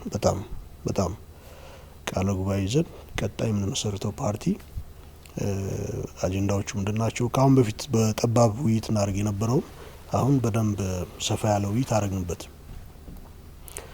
ማታ ላይ ወደ 1 ሰዓት ተኩል ከቦት ጉዟችን ጨርሰን ልንወርድ አካባቢ በጣም ብዙ ታጣቂ እንዲያፈሙዝ ወድሮ ጠብቀን እጆር ላይ አለን።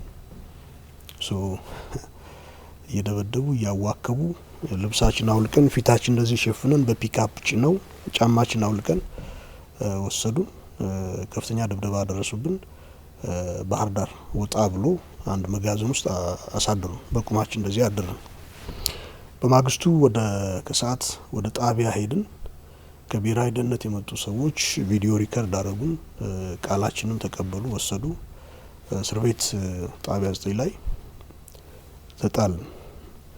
እንግዲህ በዛ ሂደት ላይ በኋላ አሁን መንግስት ከገባው በኋላ የሰማዋቸው እንትኖች አሉ። የውስጥ መረጃዎች በወቅቱ ነጌታቸው አሰፋ ልጆቹ ወደ አዲስ አበባ ይምጡ ብሎ ጥያቄ አቅርቦ ነበር ለክልሉ መንግስት። ልጆቹ እዚህ ነው ያዝናቸው፣ ጉዳያቸውን እዚህ እናየዋለን ተብሎ አይሆንም ስለተባሉ ብቻ አልመጣንም። ብንመጣ ምን ሀፕን ያደርጋል ዊ ዶንት ኖ። ምን ሀፕን እንደሚያደርግ ዛሬ ላይ መናገር አንችልም።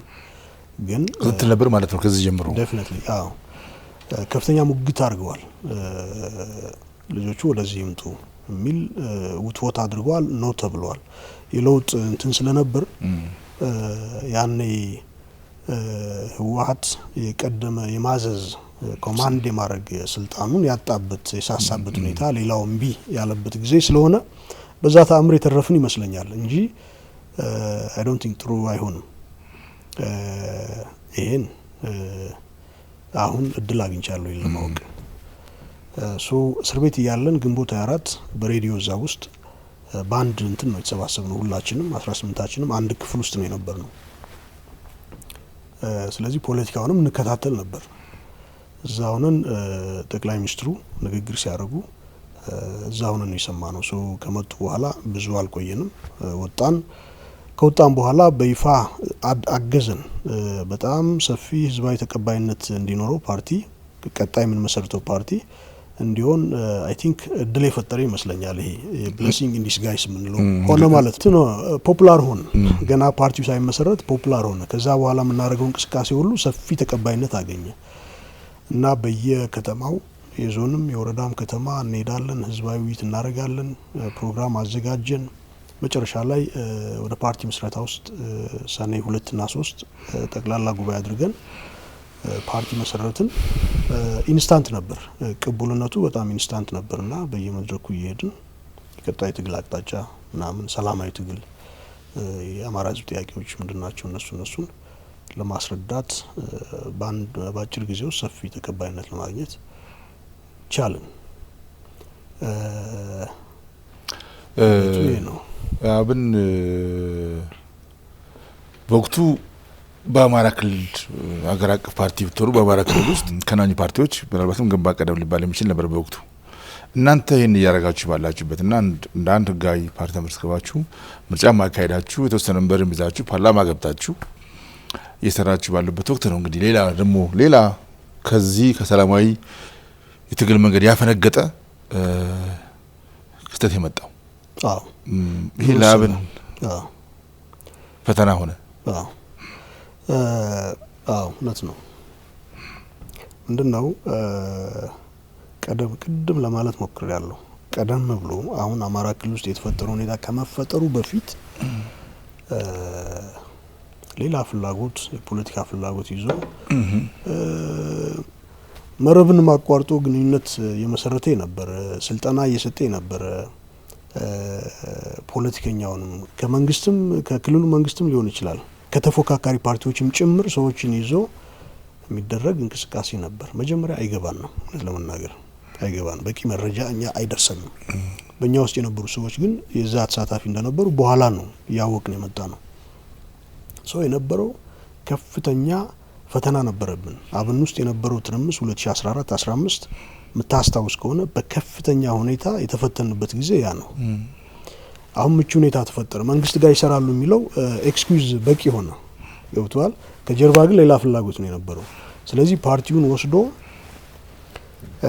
ቀጣይ ለሚታሰበው የክልሉ መንግስት መረከብ በተለያየ ሁኔታ መጥቶሚውን ዋቴቨር ያንን እንትን የሚመራ የፖለቲካ ድርጅት ደግሞ ይፈለግ ነበር። ትምህርቱ የተወሰደው ከህወሓት ነው። ህወሓት አለ፣ ቲዲኤፍ አለ። ስለዚህ ያንን ሬፕሊኬት ማድረግ በዛ ኢንስፓየርድ የሆነ እንቅስቃሴ እንደነበር በኋላ ነው የገባን። ስለዚህ በእኛ ውስጥ ከፍተኛ የሆነ እረፍት የለሽ ጉዞ እንድናረግ፣ ከውስጥ እንድንናጋ፣ በየዕለቱ አጀንዳ እንዲፈጠርብን የሚያደርጉ ኃይሎች ነበሩ ከውስጣችን። መጀመሪያ ከኛ ውስጥ ዝም ብሎ የእንትን ፍላጎት ይመስለን ነበር። ለመረዳት ጊዜ ወስዶብናል ኤክስተርናል እንደሆነ። በኋላ መረጃዎች ያገኘን ደረስንባቸው። አንዳንድ ኃይሎች አሜሪካ ውስጥ ያሉ ከሌ ማለት አልፈልግም፣ የቆየ የፖለቲካ ተሳትፎ የነበራቸው በመንግስት ላይ ያኮረፉ ኃይሎች እዚህ ድረስ ትስስር አድርገዋል። መንግስት ውስጥ ያሉ ሰዎች፣ እኛ ውስጥ ያሉ ሰዎች ትስስር አድርገዋል። ጉዳዩ ከፍ ያለ መሆኑ ተረዳን እና የነበረው ፍላጎት እኛን ማባረር ከድርጅት፣ ስለዚህ ድርጅቱን መውሰድና እዛ ኃይል ጋር የፖለቲካ ስራ እንዲሰራ ማድረግ ነው። ይሄ ከገባን በኋላ እኛ ትግል ነው ያደረግነው፣ ትንቅንቅ ነው ያደረግነው። በመሰረቱ ከፍተኛ የሆነ ትንቅንቅ አድርገናል። ሌላው አካል አያውቅም፣ ግን እውነት ለመናገር ከፍተኛ የሆነ የስሜት እንትን ውስጥ ገብተናል። በዚህ ሂደት ውስጥ በጣም ቀላል አልነበረም፣ በጣም ከባድ ነበርና እኛ ስንመሰረት የሰላማዊ ትግል እናደርጋለን ነው። ከዚህ ውጭ ሌላ እንትን የለንም፣ ግምገማ የለንም። የሰላማዊ ትግል አያዋጣም የሚል አካል አንፈቅድም፣ አንከለክልም፣ የራሱን ምርጫ ይወስዳል አይደለም። እኛ ግን ብጅታ የለብንም፣ የሰላማዊ ትግል እናደርጋለን ነው።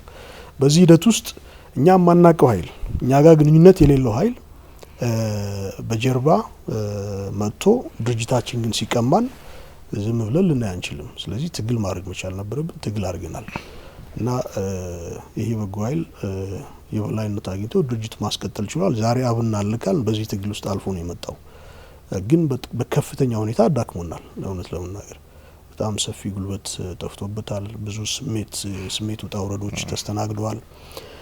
ግን አሁን ሴናሪዮ አስቀምጥ አሁን ማለት ይሄም ሪኮግናይዝ መደረግ አለበት ብዬ አምናለሁ። ምን መሰለ አሁን አብን እዛ ውስጥ ሙሉ መዋቅሩ በሙሉ ገብቶ ቢሆን ኖሮ አሁን ያለው ችግር ኢቭን የሰፋ እንትን ውስጥ ይፈጥር ነበርና የዛ እንደዛ መታሰብ አለበት። ቀላልም አልነበረም። ይሄን ሴት ለማድረግ የመጣንበት ሂደት እንቅልፍ የለሽ ረጅም እንትን አድርገናል። ኒርሊ 2 አመት ነው ትግል ያደረግነውና አንፎርቹኔት ግን ፖለቲክስ ነው ዞሮ ድርጅታዊ ጥንካሬያችሁ ምን ላይ ነው? ምን ያህል ዝግጅት እያደረጋችሁ ነው?